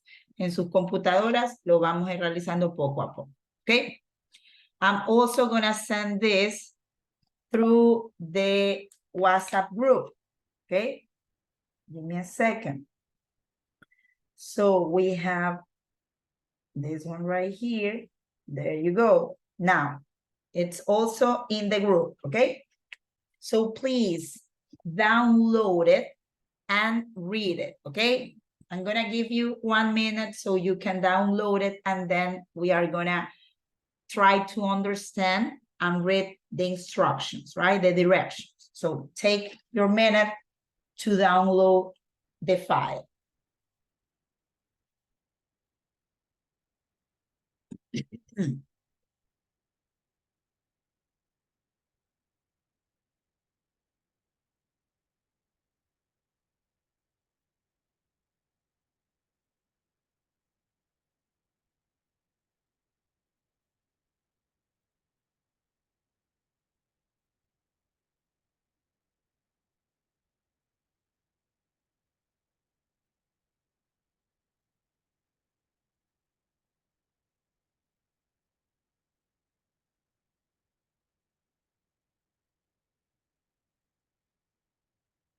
Miss, disculpe, el link que usted pasó no me deja descargar la actividad.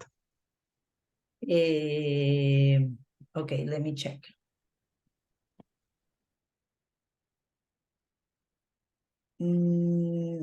It's available to download. Igual lo voy a pasar por el archivo como tal por WhatsApp. Permítanme un segundo.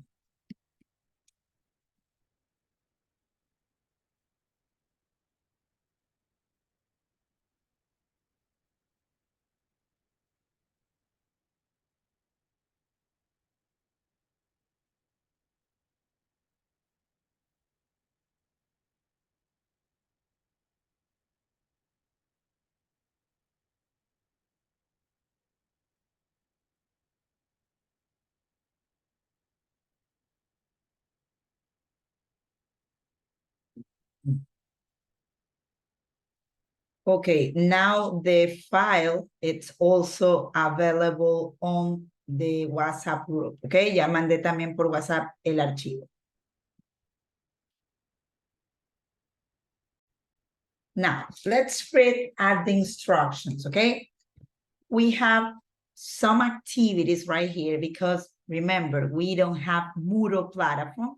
So this is the way to cover that, right? So we have spelling by picture colors. We are gonna check and refresh some of the colors, right? Basic colors. So right here, spelling it's, my name is Andrea, and if I spell my name, it's A-N-D-R-E-I, right? That is a spelling. Now, the directions. Spell the following words correctly using the pictures of the rack. So right here, you have some pictures, right? You have 10 pictures. So each picture, it's a color, right? You have this color right here. You also have the second color. And right here, you have the way on how to properly spell it. So for example, number 1, we have this color right here. Anyone that knows what is the name of this first color right here? Orange. Orange, right? How will you spell it? ¿Cómo lo deletrearías? O-R, what else? A-N-G-E.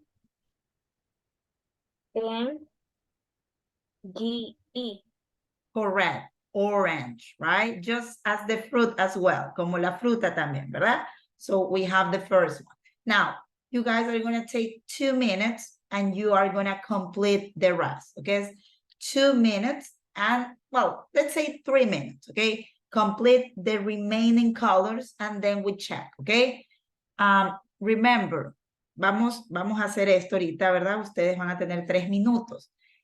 El tema del deletreo yo sé que siempre cuesta, ¿no? Entonces, si es algo que les cuesta, vayan a su buen amigo Google Traductor, ¿verdad? Y pueden ir, ok, if I don't know how to pronounce letter B, okay, like this, okay.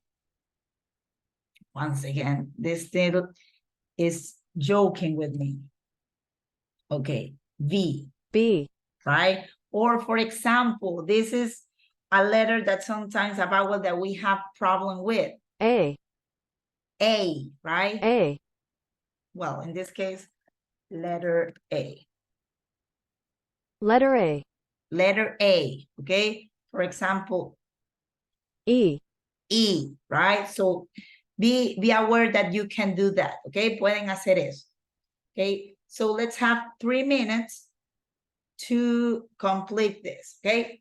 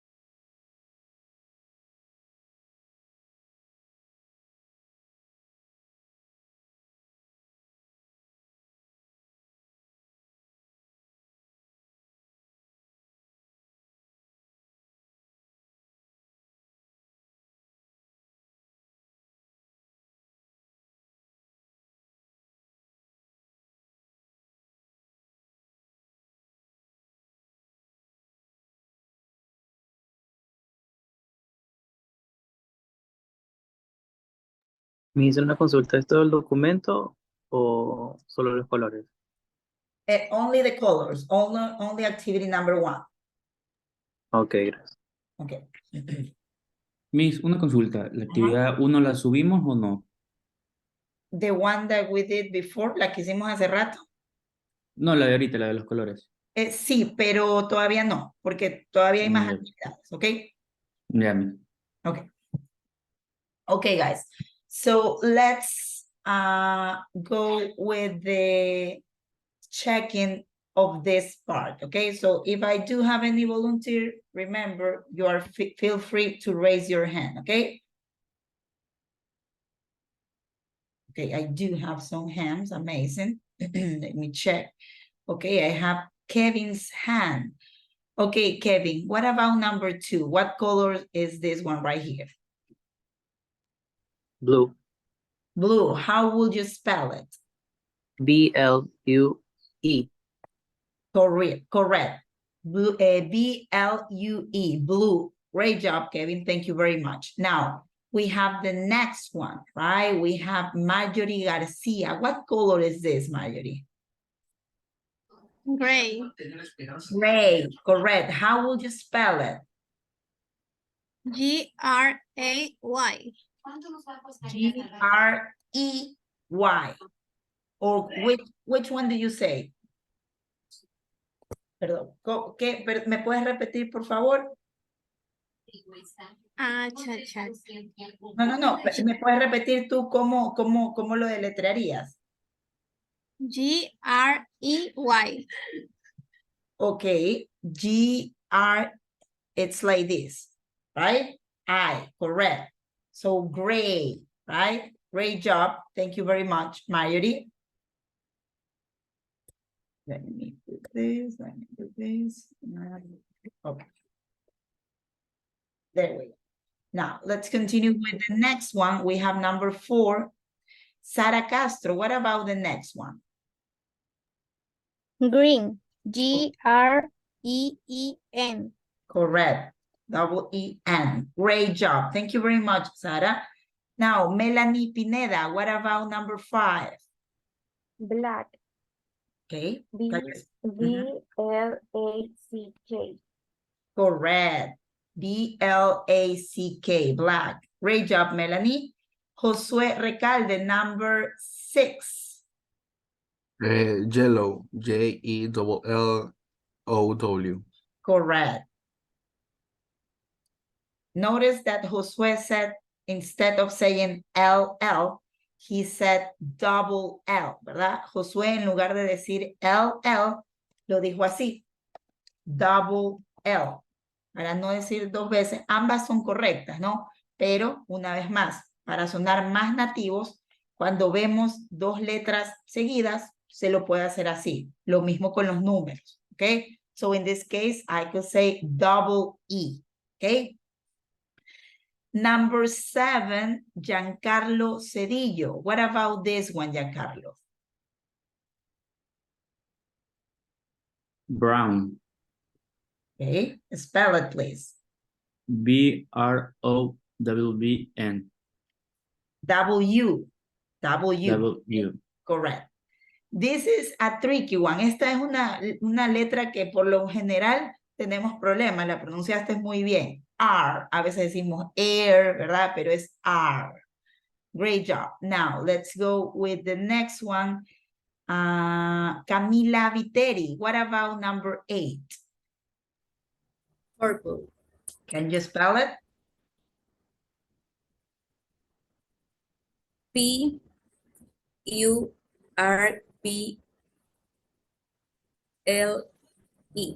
Correct. Great job. Purple. Now, number 9. Let's go with Jeliver Cruz. Red. R-E-D. Correct. Great job. And finally, let's go with Andreina Cabezas. Number 10, please.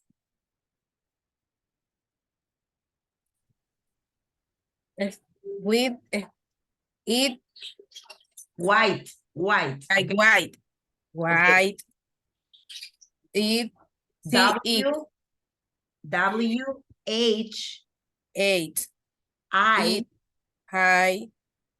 T, T. It. E, correct, white. W, H, I, T, E. Great job, Andreina. Thank you very much for your participation. Now, let's skip this. Let's skip this. And does anybody know what's the color of our flag? From Ecuador's flag. Rocío Preciado, do you know the colors of Ecuador's flag?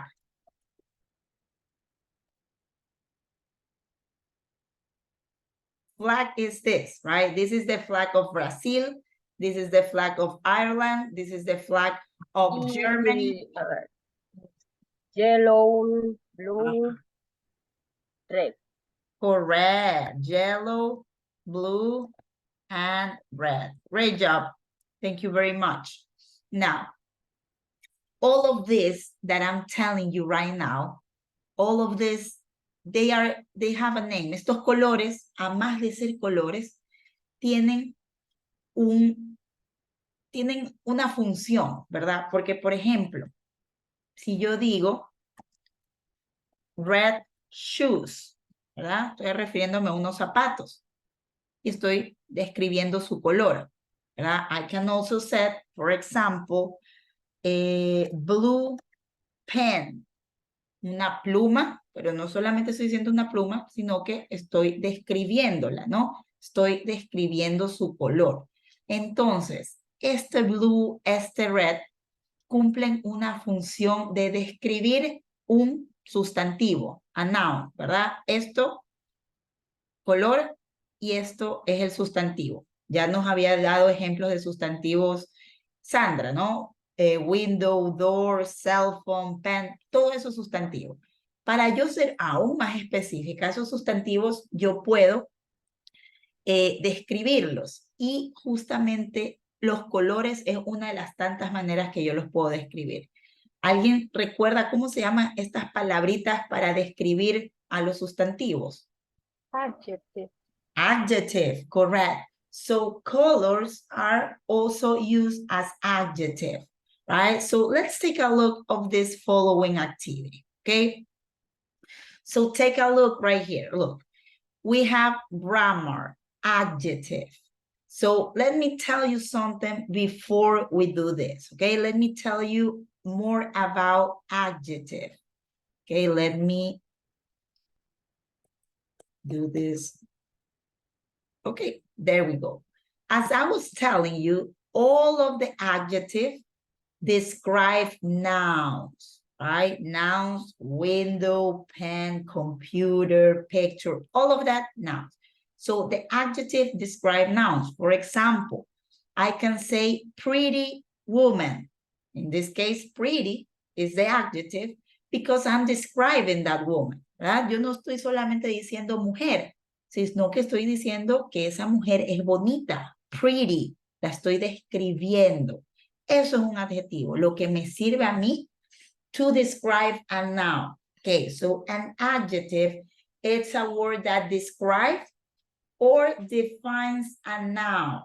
Okay, so it's basically the function is to give you information about that noun. El adjetivo lo que tiene su función es de darme más información sobre este sustantivo, right? It's not the same saying bird, right? Because I'm only saying bird.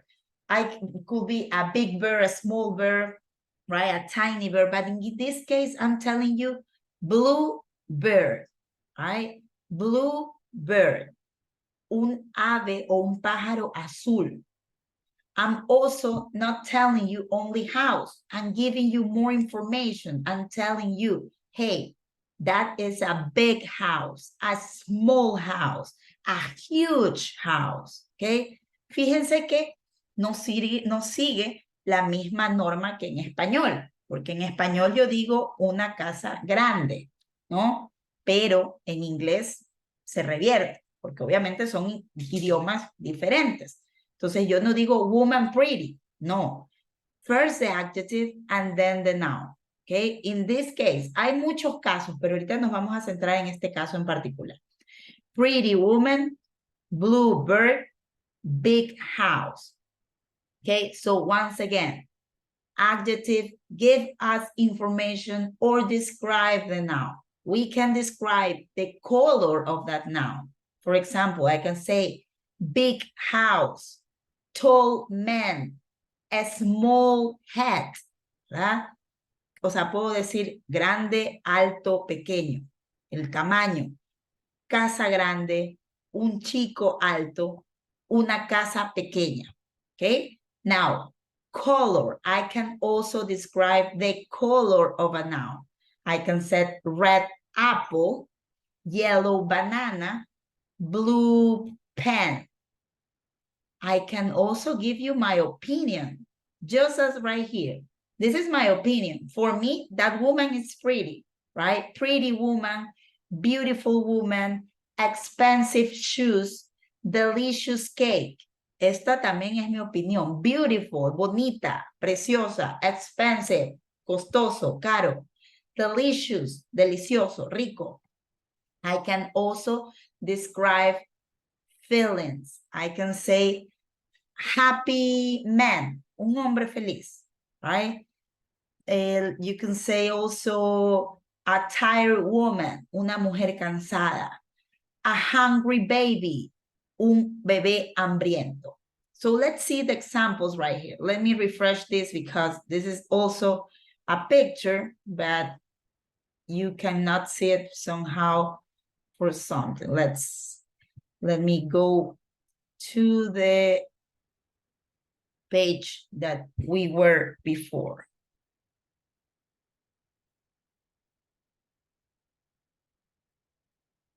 Le di refresh porque no salía la foto. Permítanme un ratito que se carguen para poder continuar.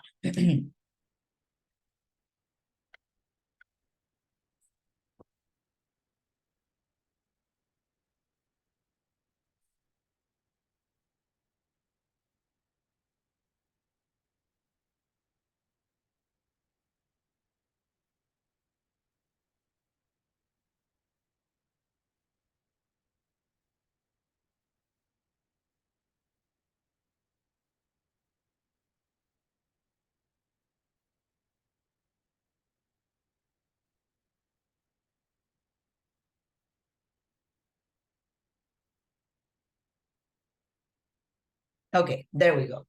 Now, right here we have some examples, right? We have big cookie. I'm describing the size of the cookie, right? Adjective, and then the noun.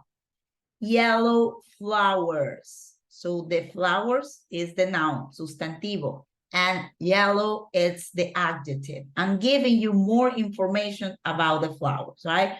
I can also say beautiful flowers, big flowers, small flowers, right? Now, next one, hungry dogs. Hungry, the adjective, hambrientos, and dogs, it's the noun, sustantivo. Hungry dogs, hungry baby, hungry people. Next example, beautiful sunset. Sunset, caída del sol, ¿verdad? Atardecer. Beautiful sunset. So I'm describing, I'm not only saying, hey, that's the sunset. I'm describing beautiful sunset. Okay, I'm giving you additional information about this. Okay, now let's go to the previous document that I shared with you, right? This one right here. Okay, let's go to that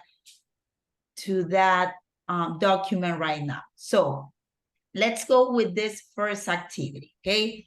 We have grammar, adjective, okay? So we have, what are they? Label the picture in the USA quiz using an adjective and a noun from each cert, okay?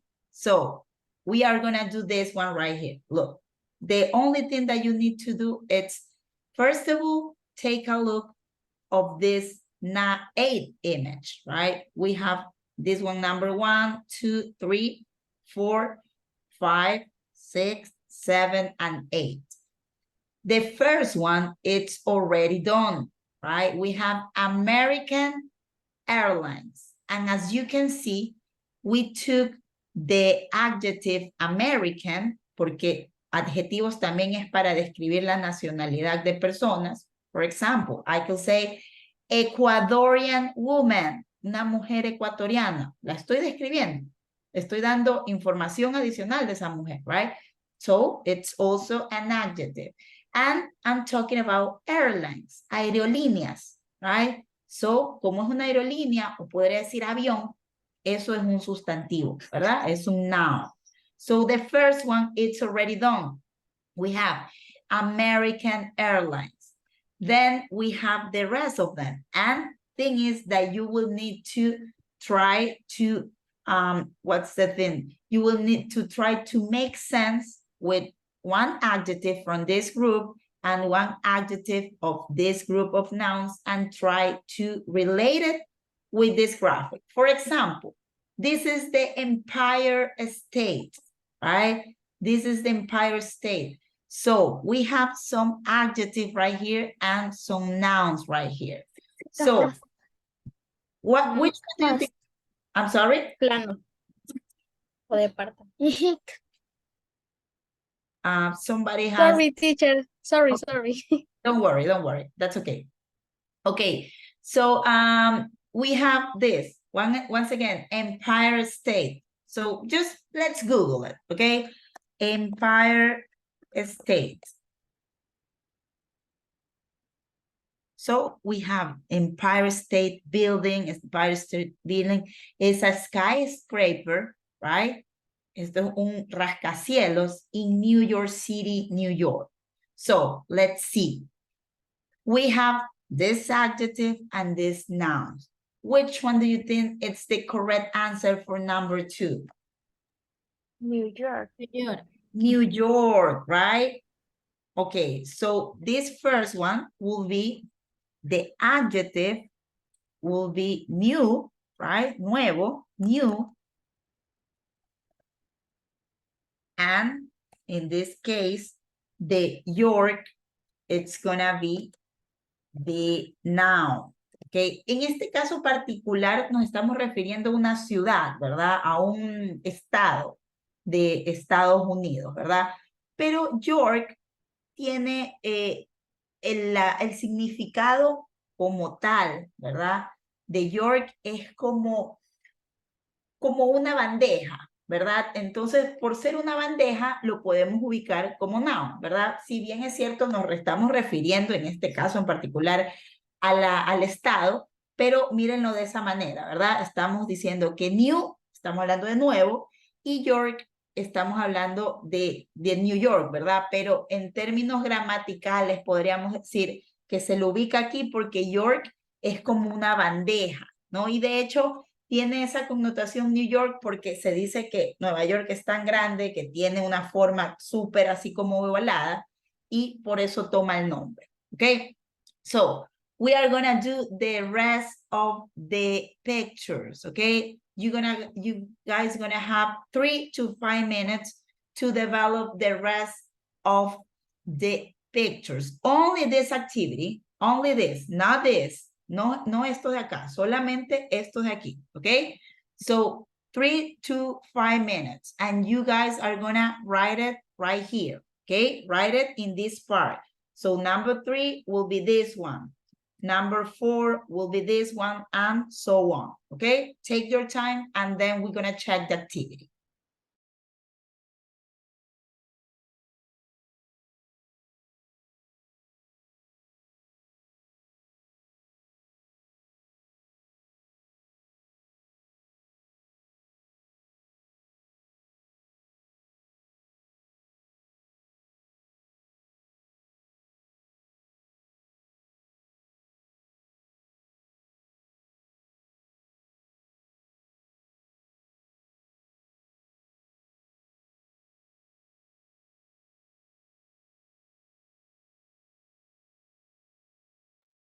¿No sería yellow y died? I'm sorry? digo, el adjetivo puede ser yellow y dyed. O sea, Yellow y, ¿cuál me dice? dyed. Day, yellow day. Ajá. Ok, en este segundo, no, porque mira, en teoría no tiene sentido decir have a yellow day, tengo un día amarillo, ¿verdad? Entonces, aquí más que veas cuál es el color, mira el contexto, ¿no? Es una expresión que hay en inglés, ¿no? Y mira, estás como sonriendo, ¿verdad? Entonces, la expresión como tal es como que yo te diga a ti, Andreina, tengo un buen día, ¿ok? Eso es a lo que se refiere. Entonces, en ese caso, day sí sería, pero ¿qué adjetivo creerías tú que podría ser aquí de todos estos? Nice. Nice, ¿verdad? Have a nice day. Eso es, de hecho, es una frase súper común en Estados Unidos y que te la suelen poner cuando vas en Estados Unidos a comprar algo a una tienda, ¿verdad? En las funditas te ponen eso, mira. Have a nice day shopping back. Mira, te saben poner así. No, thank you, have a nice day. Entonces, eso es la expresión, ¿verdad? Es una expresión común que se utiliza allá. ¿Ok, Andreina? Ok, so continue with the remaining ones. Okay, so right here is have a nice adjective day.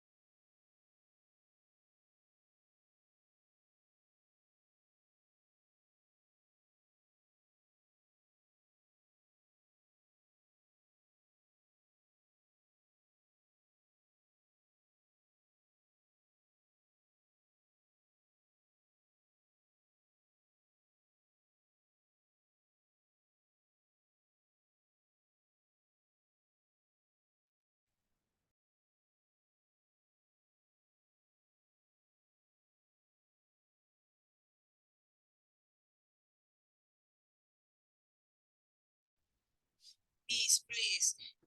Se me cerró el Zoom. ¿Puede enviar la actividad por el chat? I'm sorry, perdón, Verónica. Cerró el Zoom. ¿Usted puede enviar la actividad por el WhatsApp? Porque estoy Sí, revisando. sí le envié. El que dice My Picture Colors. Ajá, sí, esa. Thank you. You're welcome.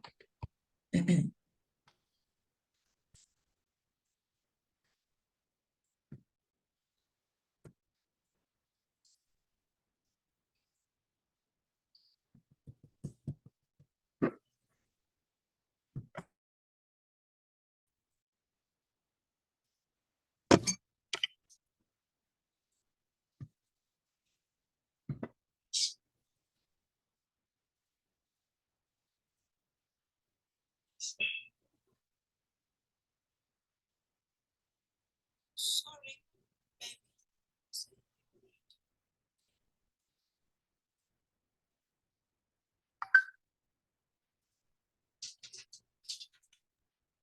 Okay, guys, so let's check your answers, okay? Once again, if you do have the answers and you want to participate, remember that class participation, it's great, okay? Right here, I'm writing down everyone that it's participating, okay? So I do have volunteers, amazing. Thank you very much, guys. So let's start with Mr. Giancarlo Cedillo. What about number 4, Giancarlo? Yo estoy cogiendo la última y esa me sale a mí Fast food. colores, eso que ya hicimos. Okay, give me a second because somebody has his microphone open. Please, guys, be aware of your microphones, okay? So you cannot interrupt. Okay, so once again, Giancarlo, can you please tell me number 4? Fast food. Fast food, right? Fast food, it's McDonald's, it's Burger King, right? French fries, pizza, that is fast food, comida rápida, ¿verdad? Fíjense que en este caso también es un término ya, pero para gramaticalmente hablando, ¿verdad? Fast es un adjetivo. Yo puedo decir, por ejemplo, a fast runner, un corredor rápido, ¿verdad? O a fast person, una persona rápida, a fast car, un carro rápido. But in this particular case, I'm referring to the term fast food, comida rápida, okay? Great job, Giancarlo. Thank you very much. Now, let's go with Mónica Añasco, number 5, please. White House. The White House, right? So in this case, we have white, that it's a color. So a color is an adjective. And in the case of noun, it's house, right? En este caso, estamos hablando de la Casa Blanca, ¿no? De allá de Estados Unidos, de Washington, ¿verdad? Donde está vive el actual presidente, Joe Biden, right? The White House. Great job, Monica. Now, let's continue with Sara Castro. What High about school. correct? High school, a high school. High school es colegio, ¿verdad? Ese es el nombre que se le da al colegio, así se le llama, como decir school, pero high school. Entonces da la casualidad también que high es un adjective. Yo puedo utilizar high para describir algo. Podría decir a high, well, I could say high tree, right? Pero es un adjetivo alto, ¿verdad? Yo puedo decir eso como que alto. Pero en este caso, recuerden chicos, estamos hablando de high school. Por ejemplo, cuando se le llama elementary school, es como ya el bachillerato, por así decirlo, el previo al bachillerato. Pero en este caso, hablamos de high school. Great job. Now, Kevin Cruz, number 7. Blue jean. Blue jeans, correct. Remember that whenever we say blue jeans, we are referring to jeans that are blue, ¿verdad? Si yo tengo un jean negro, no le voy a decir blue jean negro, ¿no? Me acuerdo que eso cuando yo estaba en el colegio, yo estaba en colegio de monjas, y las monjitas decían, tienen que venir con blue jean negro. Y éramos colegio bilingüe, pues, ¿no? Entonces, es blue jean, ya aquí me está diciendo el color, right? Blue y jean, que es un sustantivo, es un jean, ¿verdad? Son unos, como también se les suele llamar, pantalones, okay? So, blue jean. And we have the last one. I'm gonna ask Melanie Pineda to do number 8. Please, Melanie. Yellow taxi. Yellow taxi, correct. Yellow taxis. So, yellow, it's a color, and as I was telling you before, yellow, it's, right, something that you can describe, and taxis. Right. Remember that you can also say cabs. This is also a similar word of taxis. You can either say taxis or cabs. Both of them are valid, okay? Now, let's go with the next activity, guys, okay? And right here, we have one of the most common adjectives. Adjetivos hay miles, ¿no? O sea, no nos alcanzaría el día para ver todos los adjetivos. If you go to Google you can say adjective. You can say list of adjective.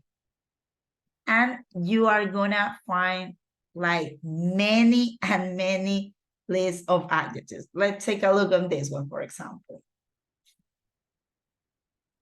Look, all of the possible adjectives that we have, right? So there are many. Lo mismo que en español. Hay muchísimas palabras de adjetivos, ¿no?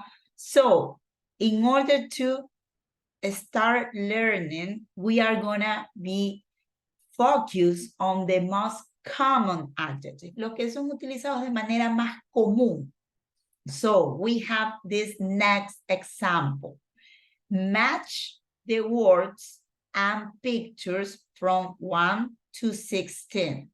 For example, number 1, it's already done, right? We have number 1, dangerous. And take a look, right here you have the pronunciation.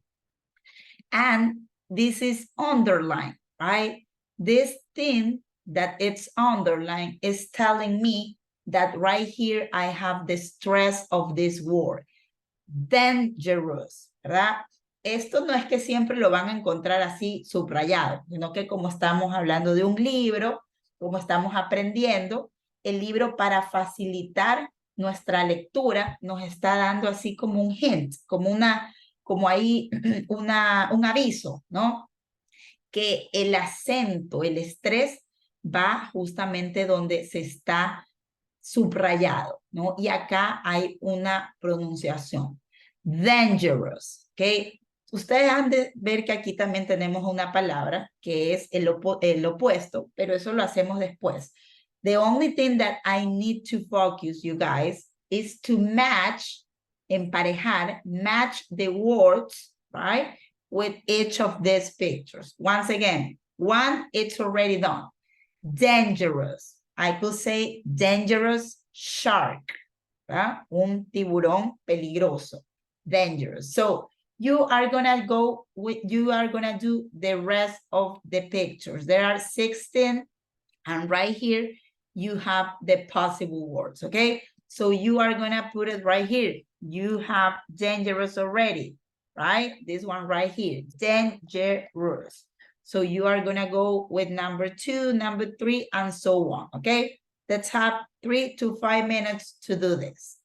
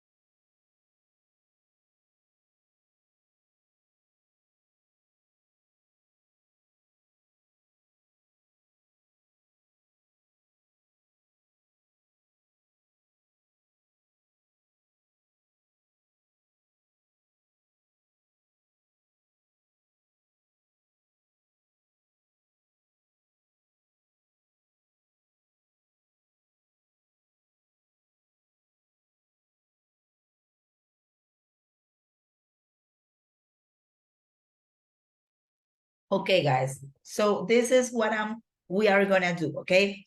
Right now, I'm gonna play an audio track, right? I'm gonna play an audio track with each of the answers, right? The answers and how you pronounce each of these common adjectives. So pay really good attention to the audio. Listen carefully, okay? It's gonna start like this. 9, bat, okay? And it's gonna go on. So my suggestion is listen and write down the pronunciation of each word, okay? So let's play the audio and you are gonna hear the answers as well.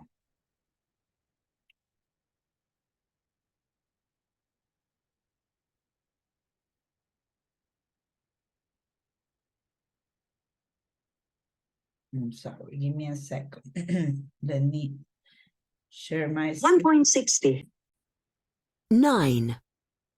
Bad. 8. Big. 1. Dangerous. 10. Dirty. 11. Easy. 7. Empty. 2. Expensive. 13. Far. 12. Fast. 16. High. 6. Hot. 3. Long. 15. Old. 5.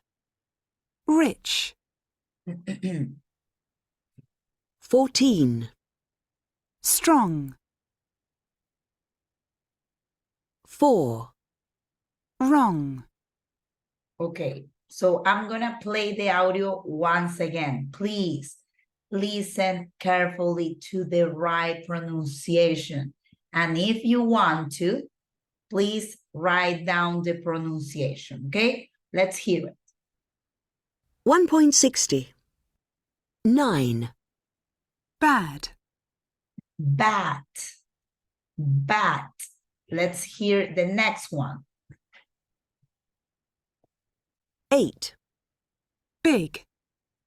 Big. Big. 1. Okay? Remember, big. Let's hear the next one. 1. Dangerous. Dangerous. Remember, the stress word, it's right here. The stress syllable, I'm sorry.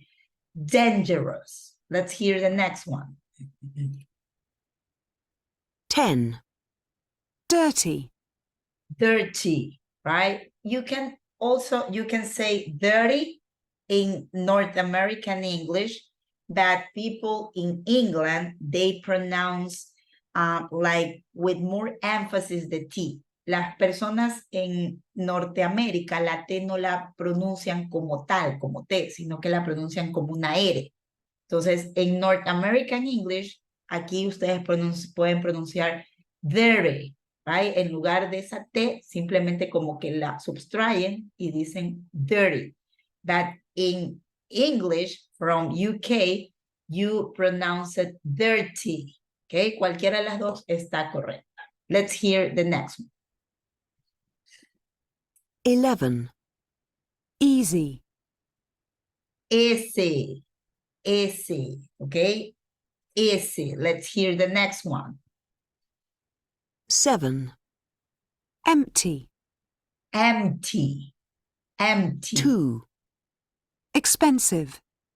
Expensive. Remember that we have the syllables stressed right here. Expensive.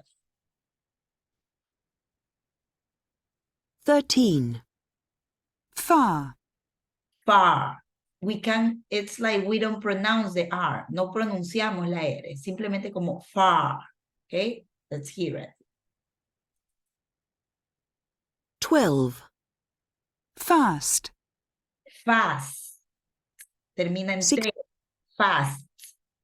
16. High. High. Similar a cuando uno saluda. High. 6. Hot. Hot. ¿Verdad? No hot. Hot. Como una, similar a una A. Hot. 3.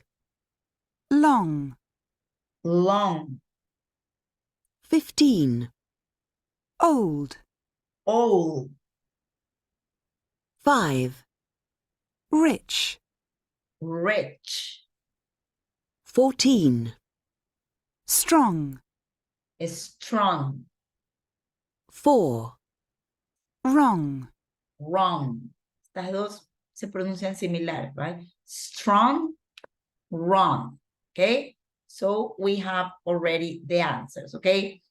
So let's go with your answers, guys. So if I do have any volunteer, remember, you can raise your hand to tell me what is number 2.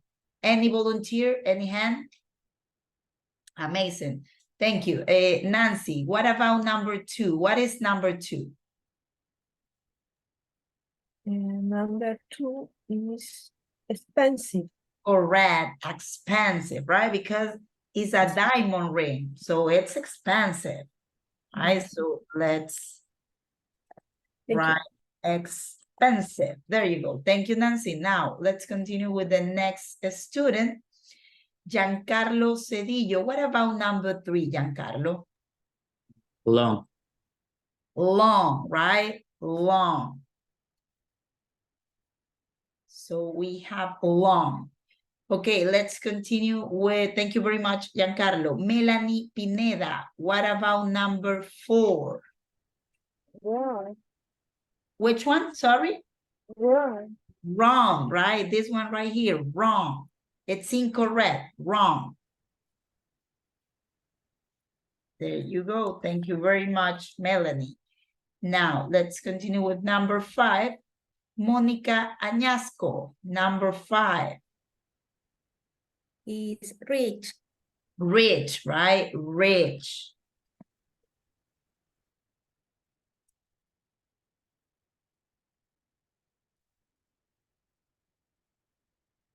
¿Verdad? Podrían decir, expensive y rich como que es lo mismo, pero expensive se refiere más al costo de algo, al valor. Y rich es rico, es la calidad de economía o de fluidez económica que tiene la persona. ¿Ok? Now, we have number 6. Álvaro Lara, number 6, please. Hot. Hot, correct. Hot. Okay, it's right here. Hot. Thank you very much, Álvaro. Let's go with Sara Castro, number 7. Empty. Empty, right? Empty, correct. Empty, vacío, empty. Great job, Sara. Let's continue with Jose Fernando Ramirez, number 8. Big. Big, right? Big. Amazing. Great job, Jose Fernando. Thank you very much. So, big. Now, let's continue with Camila Viteri, number 9, please. Bad. Bad, right? Bad.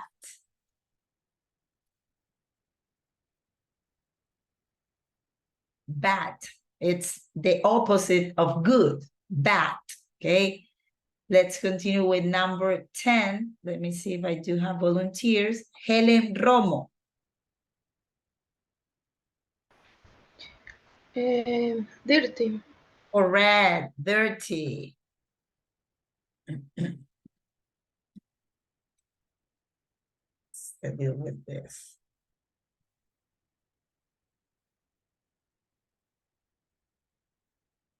30, correct. Great job, Helen. Thank you very much.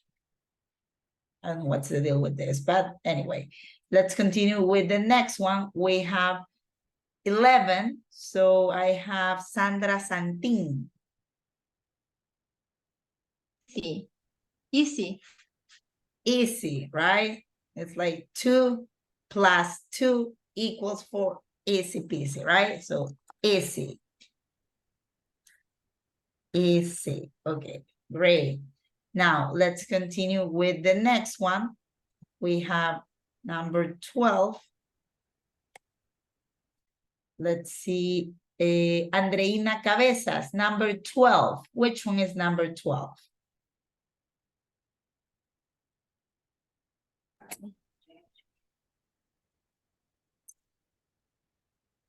Fat me. Yes, correct. Fast. Correct. Fast. Great job, Andreina. Thank you very much. Now, let's continue with 13. We have 13. I'm gonna ask, let's see who hasn't. Omar Tomala.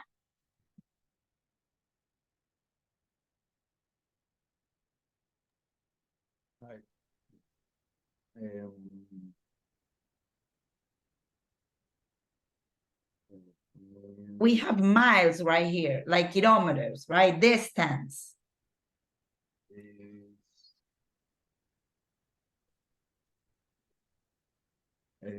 Long. Which one? No. Creo que es far, dígame. It's far, correct, right? Estamos hablando de distancias. Aquí tenemos miles, millas, ¿verdad? Nos dice San Francisco over there, Calcutta over there, Cape Town over there. So I'm talking about distance, so far, far away, right? No sé si han visto la película de Shrek, ¿verdad? Y ahí hablan del reino de muy, muy lejano. So far, far away, muy, muy lejano. Okay, 14, 14, John Amaya. Which one is 14, John?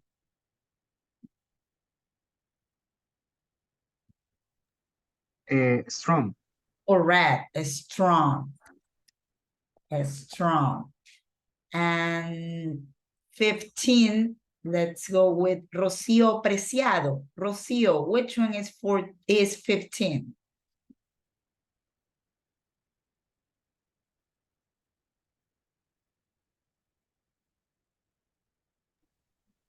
All. Oh, correct. Oh, that is a really old TV, right? Like from a lot, let's say that it's, I will say 1916, probably. It's like a really old TV. And we have the last one. Thank you very much, Rocio. 16, we are gonna go with Verónica Murillo. Which one is 16? 16 is high. High, correct. Like a high mountain. High, okay? So you have all of this right here, right? The next activity that we are gonna do is you have right here the adjective, right? All of the adjective that you just complete right here. So you are gonna try to figure it out which one is the opposite of each adjective. For example, right here, you have a list, right? And it says, match this adjective with their opposites in A, right? So look, you have the demonstrative right here. This adjective, right? It's plural, that is why we're using this. So you have cheap, clean, cold, difficult, full, good, low, near, new, poor, right, safe, that it's already done, right, with dangerous. Right here, it's safe, because remember that right here, it's already done, dangerous and safe. Short, slow, small, and weak. So you are gonna try to figure it out each of the opposite from each adjective, okay? Let's have between 3 to 5 minutes to develop this activity, okay?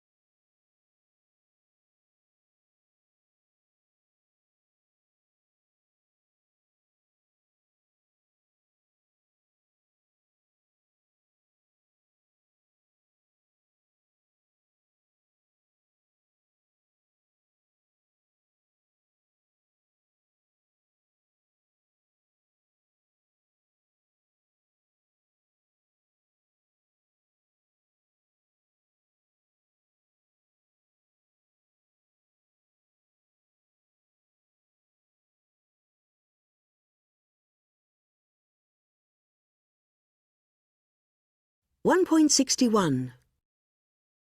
Bad. 1.61. Bad. Good. 1.61. Bad.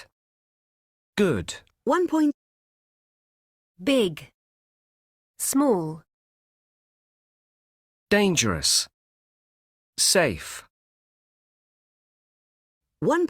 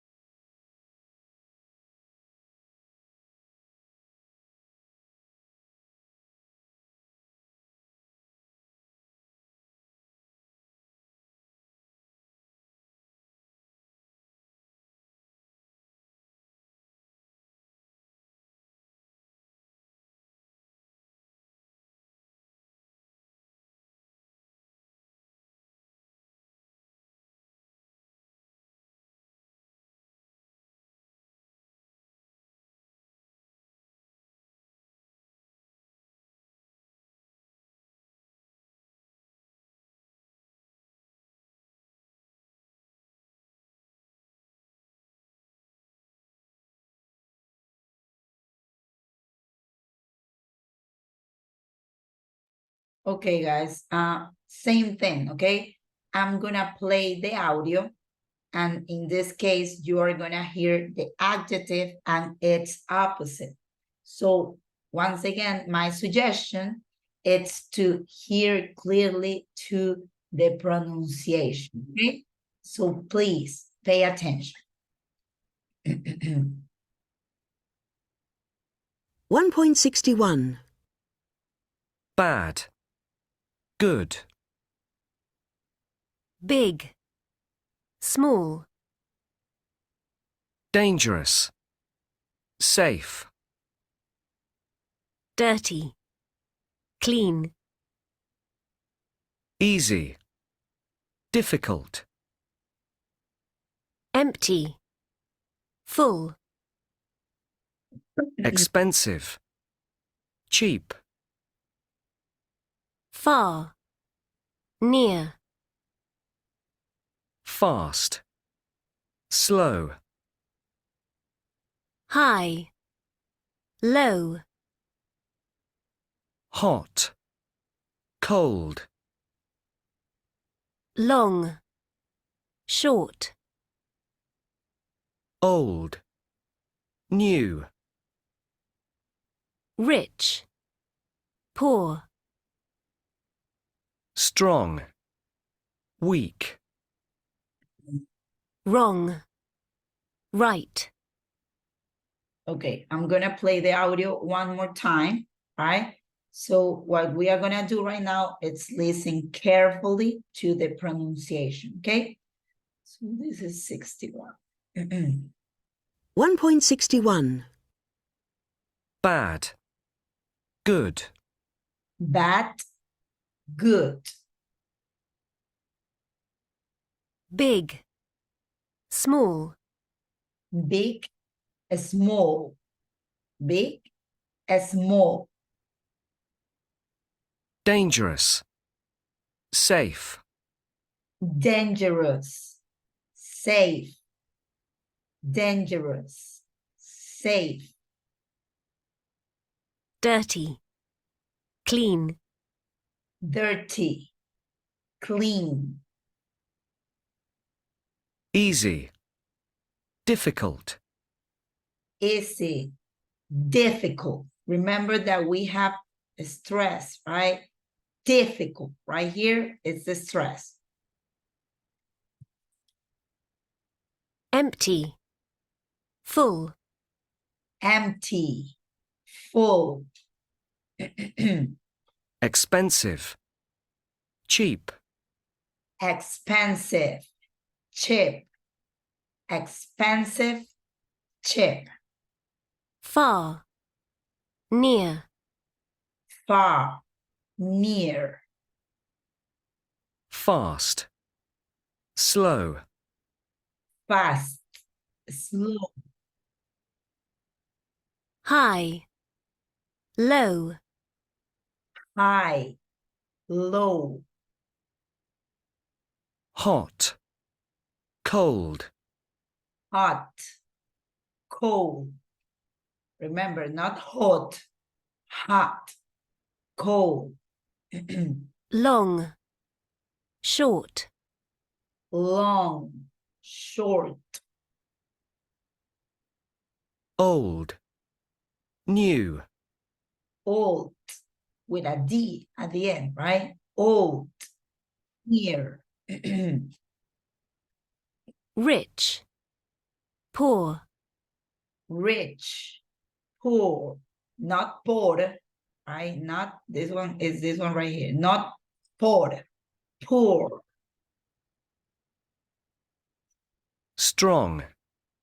Weak. Strong, weak. Wrong. Right. Wrong, right.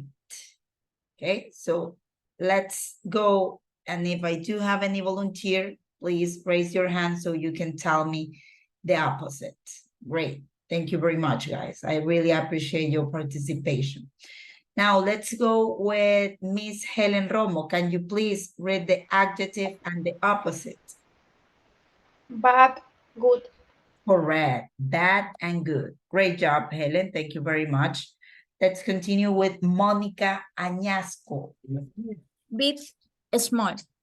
Big and small. Correct. Nancy, can you please read number 3, even though that we have the answer, but read it anyway. Dangerous, safe. Correct. Great pronunciation. Thank you, Nancy. Melanie Pineda, next one, please. Dirty, clean. Dirty and clean. Correct. Great job, Melanie. Thank you. Alvaro Lara, next one, please.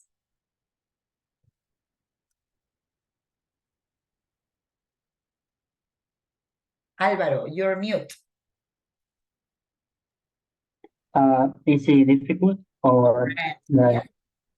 okay? Is this one right here, right? Difficult, correct. So another or a similar word to easy, it's hard. You can also say, I'm sorry, another similar word to difficult, it's hard. Entonces se puede decir difficult, difícil, o hard, también significa difícil, okay? Great job, Álvaro. Thank you very much. Let's continue with the next one, Jose Fernando Ramirez.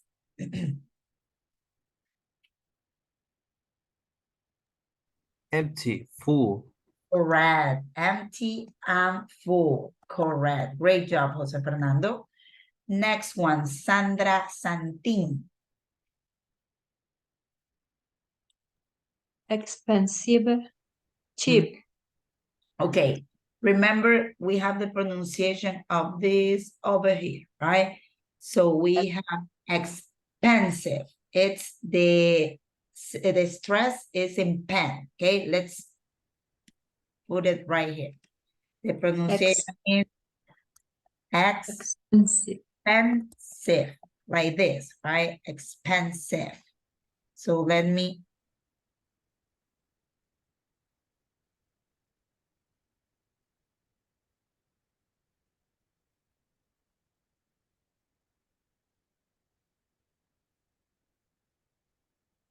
Okay, like this. Expensive. Can you please repeat it, Sandra? Expensive. Correct. Cheap. Correct. Great job, Sandra. Thank you very much. Next one, Sara Castro. Far, near. Correct. Far and near. Great job, Sara. Thank you. Mercedes Arteaga. Next one, please.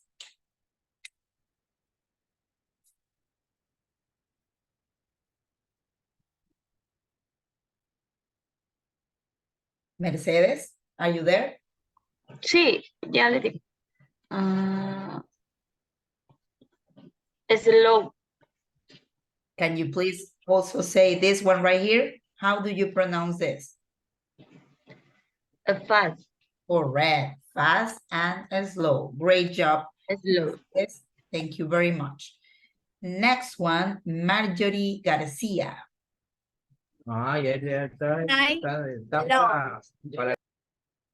Okay. Can you please repeat it, Marjorie? Sorry. High, low. High and slow. Correct. No, No, low. I'm sorry. Yeah, you're correct about that. My bad. My bad. So high and low. High and low. Okay. Thank you very much, Marjorie. Let's continue with next one. Camila Viteri. Hot, cold. Hot, cold, correct. Remember, you remember that the pronunciation is not hot, right? You said it right. Cold, great job. Thank you very much. Next one, John Amaya.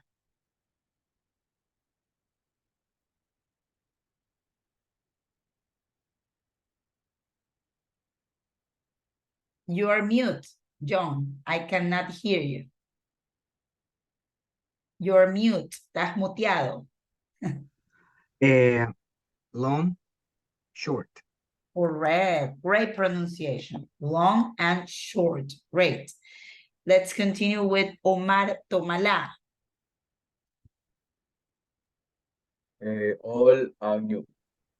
Old and new. Great pronunciation. Thank you, Omar. Giancarlo Cedillo, the next one, please.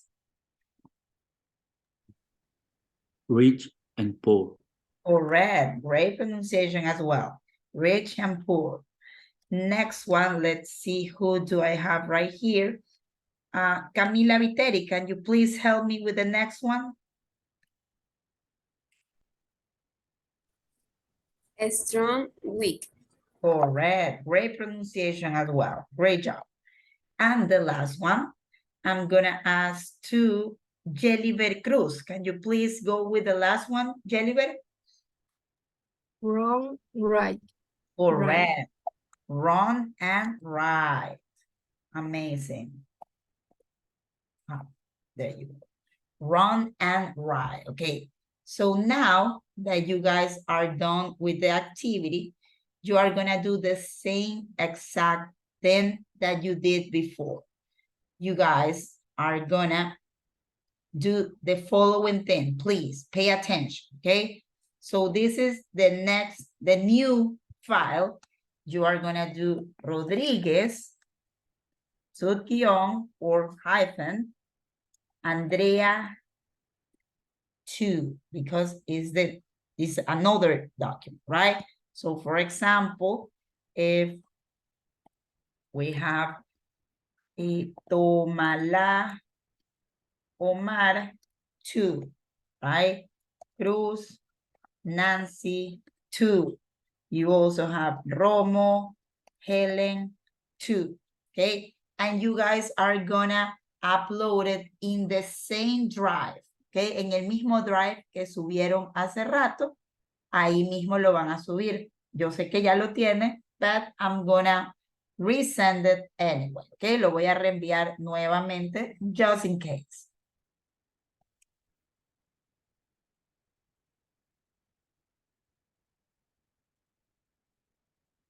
Ok, John, por ejemplo, tu documento dice John Dagger Amaya. Please follow the structure, ok? Primero tu apellido, subguión, nombre, 2, ok? Yo le voy a cambiar para no confundirme. Amaya, John. Ok. So please, guys, do it now because this is the last activity. After this, we are done with the activities in class. And next thing, I'm gonna tell you about the assignment that you have, right? About the homework that you will have to develop. Okay, so let's take 3 to 5 minutes so you can upload it, and then I'm gonna explain about the homework. Okay.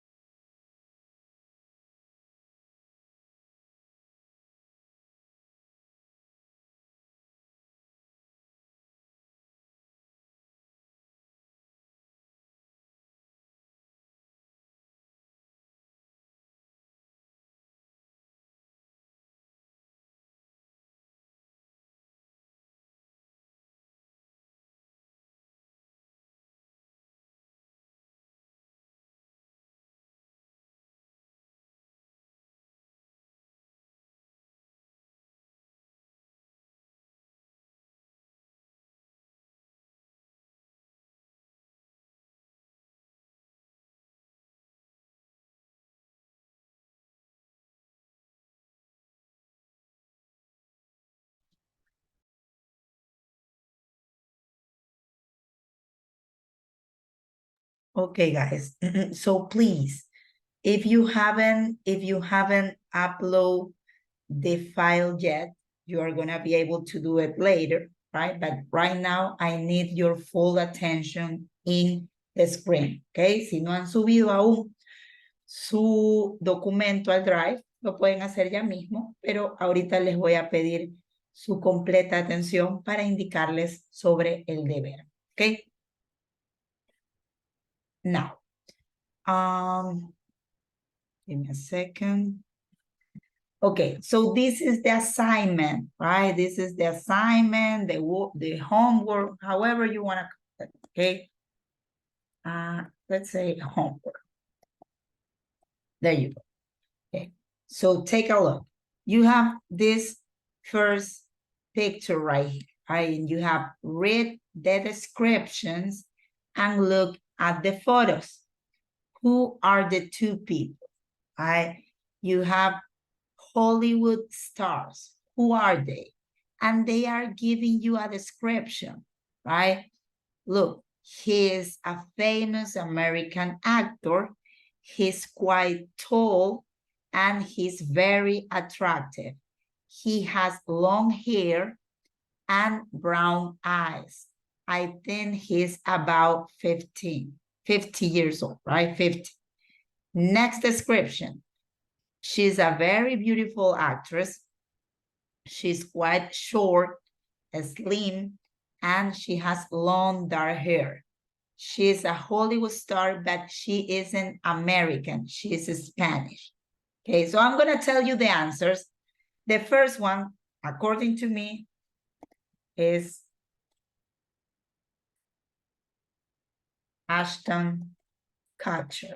I don't know if you're familiar with this actor. Let me Google it for you. He's the one that is married with Mila Kunis. Ashton Kutcher. He's a really handsome guy. This is Ashton Kutcher, right? So I think that this is the first one. And the second one, it's a Spanish actress. For me, it's Penelope Cruz.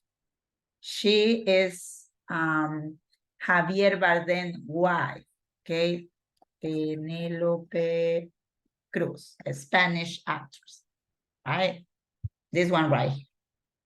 Okay, the whole objective or the whole thing for me adding this description is that you are familiar on how to describe people. Entonces, todo el objetivo de esta imagen que ustedes tienen aquí, si bien no es para que la resuelvan, quién es quién, ¿verdad? Porque estamos aquí personas de diferentes generaciones, con diferentes gustos. Yo en particular soy muy cinéfila, entonces por eso pude reconocer quién era cada de ellos, pero puede que a ustedes se les complique y ese no es, no estamos aprendiendo ahorita aquí sobre Hollywood. Entonces por eso les puse la descripción de cada uno, ¿no? Lo que sí es que el objetivo de esta imagen es para que ustedes vean cómo se está describiendo una persona, ¿verdad? Miren cómo tiene este formato. He is a famous American actor, ¿verdad? Estoy describiendo. Es un actor, noun, sustantivo, y le estoy diciendo que es famous and American. Estoy diciendo que es famoso, y aparte de famoso, estoy hablando su nacionalidad, ¿ok? Lo mismo acá. Entonces, la primera actividad, y esto no es nada, escúchenme bien, no es que tienen que escribir nada, simplemente dice, read them again, guess the meaning of the highlighted words. Highlighted es sombreado, ¿verdad? Entonces aquí tenemos famous, has, here, eyes, about, and but. Simplemente traten de leer y entender cada una de estas palabras. No es que tienen que poner el significado de famous, famoso. No, no tiene. Simplemente ustedes léanlo e interpreten. Porque les puede servir para lo que sí es el deber, que es esto que está aquí. ¿Ok? Pay attention, please. So, Miss, ya mandó el documento. No, no yet. Ya lo mando. Ya mismo lo mando. ¿Ya? Yeah, okay. Okay. So this is the writing activity. The instructions. Write a short description of two people. No one. Two people. Okay? Two different people. It can be an actor, an actress, a singer. It can be a relative, your mom, your dad, your sister, your nephew, whoever you want. Okay? Can be famous or can be a relative, un familiar puede ser. Okay? But two, no one, two people. The next instruction is that you are gonna add a photo or a picture or an image of the people you are describing. And the next thing that you need to consider is that you need to write 50 words minimum. Okay, so for example, 50 word minimum. This EG means example, ¿verdad? Eje significa example, ejemplo. So this is my writing activity. Right here, I'm only describing one person. You have to describe two. So I'm describing Chris Evans, right? So I'm telling you, you can either say he is, or you can do the contraction. He's Chris Evans. He is an actor. You can also say it like this. He is an actor. He's very tall. He is rich. He is single, right? Él es soltero. He is handsome. He is a man. He is Captain America, right? He's Captain America from the movies. So I'm describing Chris Evans right here. Look, according to this, I only have 27 words. I need 50. But remember that you guys are gonna describe two people. So if you do something similar with the next person, you are gonna complete the 15 words minimum. Aquí solamente tengo 27 palabras, pero como son dos personas las que ustedes van a describir, básicamente la otra persona la pueden describir también así de manera muy concreta y similar.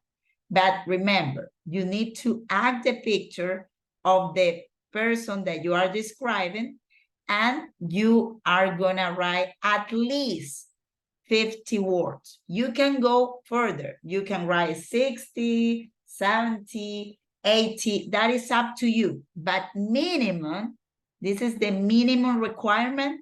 It's 50 words. Okay? Pero entre los dos, ¿no? Yes, entre los dos. No 50 de una persona y 50 de la otra. No. 50 entre los dos. Okay? Now, let me share with you this file. Same thing, I'm gonna send them to the link and also to the file, and I'm also gonna send it through WhatsApp, and I'm also gonna send them right here. Okay, so you have it there. I'm sending after. I'm also sending it through. Miss, disculpe, la segunda persona que tenemos que describir puede ser de nuestra elección. Yes, that is up to you. Famoso, no famoso, actriz, actor, tu mami, tu papi, tu hermano, cualquier persona que tú quieras poner. Up to you, totally free, okay? Okay, let me, lo voy a enviar por WhatsApp también el documento. Give me a second.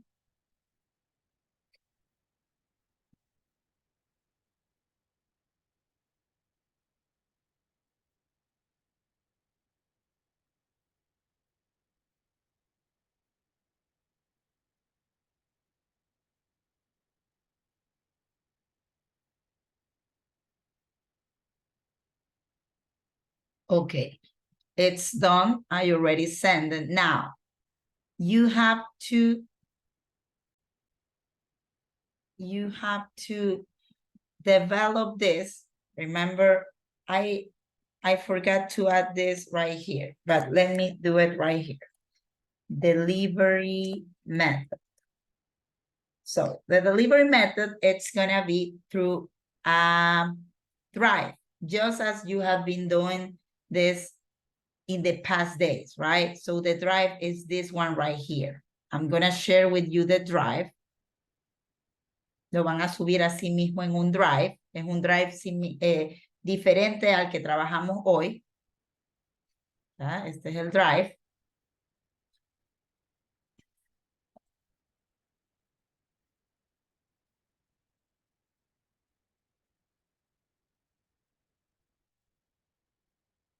Following this format. Last name, and that's it. Example. Sorry. Rodriguez, Andrea, right? Santín, Sandra, y Arteaga, Mercedes, and so on, okay? So this is the delivery method. Until what day you can upload this? Until, let me be clear about this. Okay, September deadline, fecha límite, deadline, September, it's Friday, September 8th at 5 p.m. Okay, let me be really clear about this. Upload it to this scribe, then ignore this, ignore this, ignore this.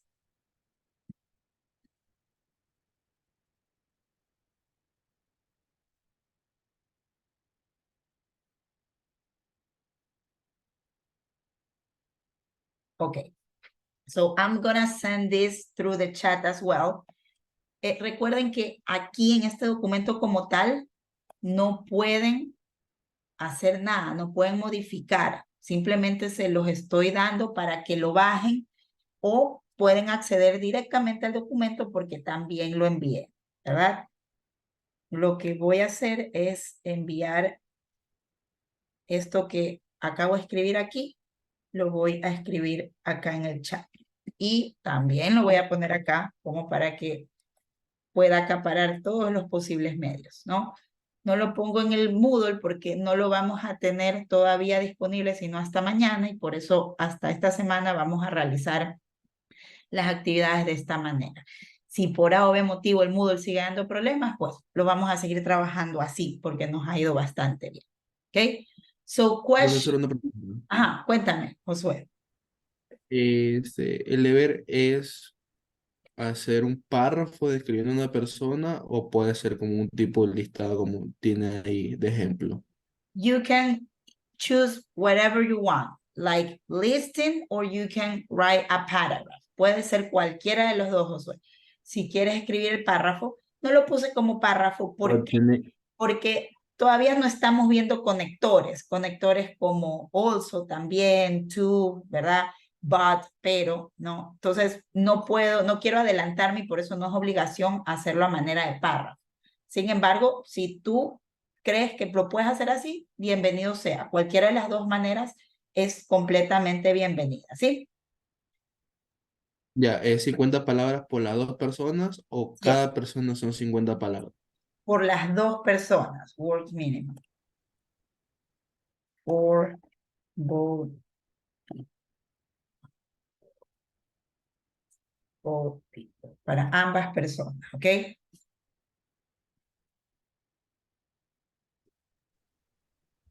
Any other question, guys? Questions? Sí, Miss. Yes. El último que le pone, dice, upload it to this drive, aquí en el chat. Me envía igual el mismo documento, no me envía una carpeta. Ah, ok. Gracias por decirme. Estoy poniendo el mismo. Ya lo vuelvo a enviar, perdón. Ah, Ok. compartir.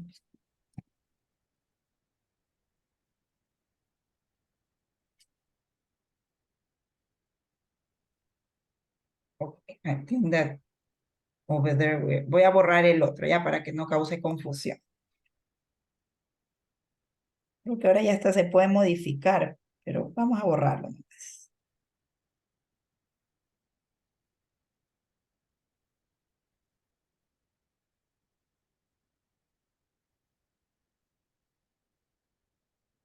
Ok. Can you please check now? Puedes chequear ahora, Nancy, a ver si ahora sí sale. A ver.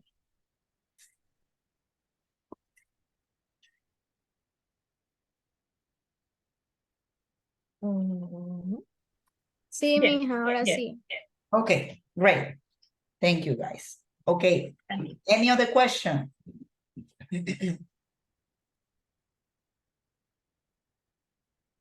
No questions? No. Ok, cuando ya termine el video, como es un video de casi 3 horas, quizás más, se tarda un poco en convertirse, ¿no? Pero una vez que ya lo tenga, lo subo porque también los tengo en un drive y les comparto en caso de que alguien quiera revisar algún contenido que se dijo el día de hoy, ¿ok? Okay, guys. So, thank you very much for coming to my class. I hope that my voice it's clearer, right, than yesterday. I did my best to be right here. I think that I'm even feverish right now. Creo que tengo hasta fiebre, pero no me siento mal. Esto de estar aquí me distrae. Les agradezco mucho su participación activa. Les agradezco mucho su predisposición, su respeto, que sobre todo nos desarrollemos en un ambiente así, ¿no? Por ahí los escucho que a veces como que tienen miedo de pronunciar algo. Láncense, que para eso estoy yo, para poderles ayudar, para poderles dar sugerencias, corregir. Y, o sea, si ustedes hubieran de ciertos alumnos que estuvieron conmigo el curso pasado a lo que son ahora, o sea, el cambio es abismal. Y no es que lo han hecho esperando o no participando o escondiéndose, lo han hecho saliéndose de la zona de confort, ¿sí? Así que los invito a que lo hagan, porque aquí de mi lado, ustedes no van a recibir más que comprensión, amor y ternura, como dice el meme, ¿no? Así que tengan mucho eso en consideración. Giancarlo, ¿me querías comentar algo?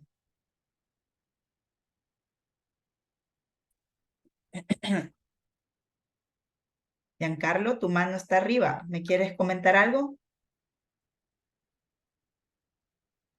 Sí, yo tengo una pregunta respecto a Alticia, creo que se llama así la aplicación.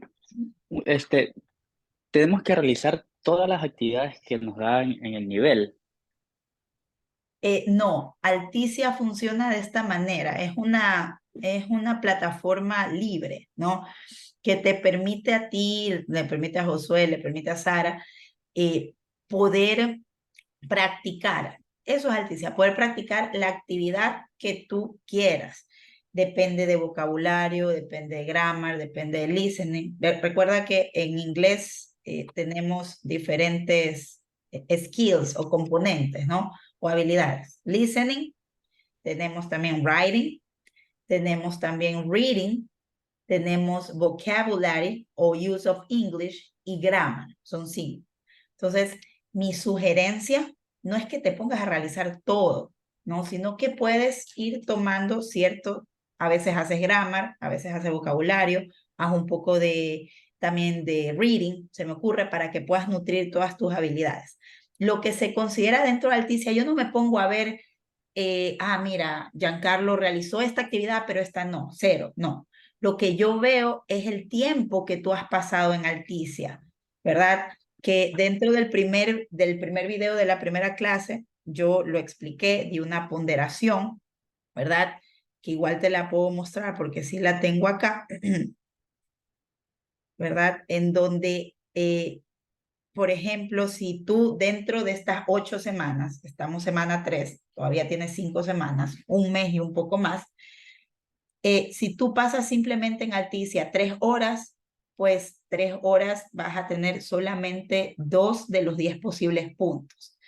Alticia representa de ese 10 con el que ustedes pueden conseguir en esta clase, representa solo 2 puntos, un 20%, ¿no? Es decir, si aquí ustedes, por ejemplo, hacen sus 12 horas como debe ser, ¿verdad? Van a tener sus 2 puntos completos, ¿verdad? De esos 10 posibles puntos. Entonces, si acá, por ejemplo, nomás completan 9, pues ya nomás será el 20%, ¿verdad?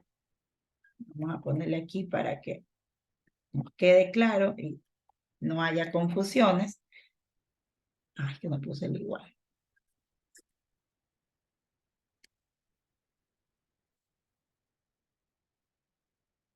Sería nomás 1.8 de los 2 posibles, ¿no?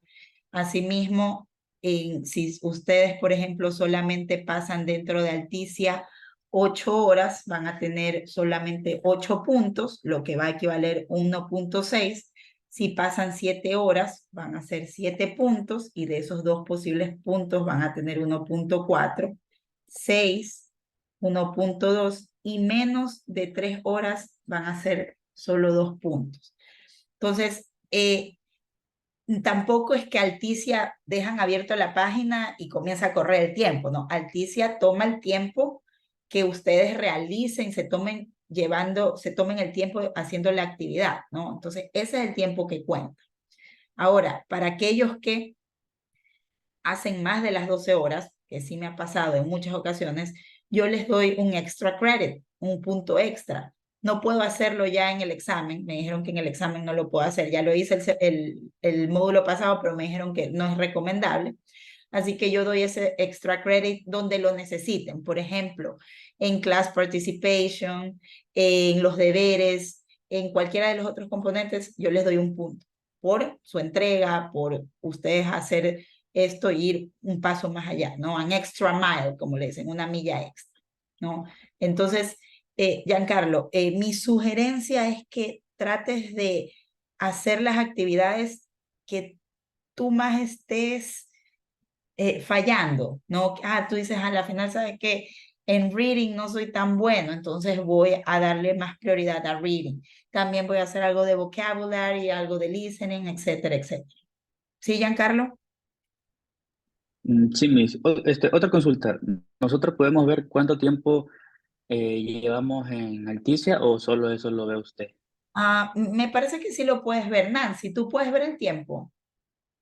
Es que como ahorita no puedo acceder porque no... Sí, sí se puede ver. El profile. En el perfil se puede ver. Es que ahorita no tengo el sitio web como tal, porque como no tengo acceso al muro, pero sí se lo puede ver. Permíteme, déjame ver si puedo ingresar de aquí. No sé si... Porque yo tengo un acceso que es como para docentes, pero esto me lleva a la página principal y solamente puedo acceder desde el Moodle, y como no lo tengo disponible no te puedo enseñar.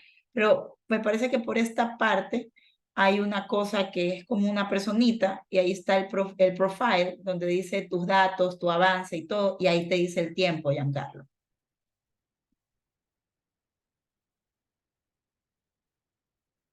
Listo, Miss, ya voy a estar tener en Ok. cuenta eso. Okay. Any other question, guys?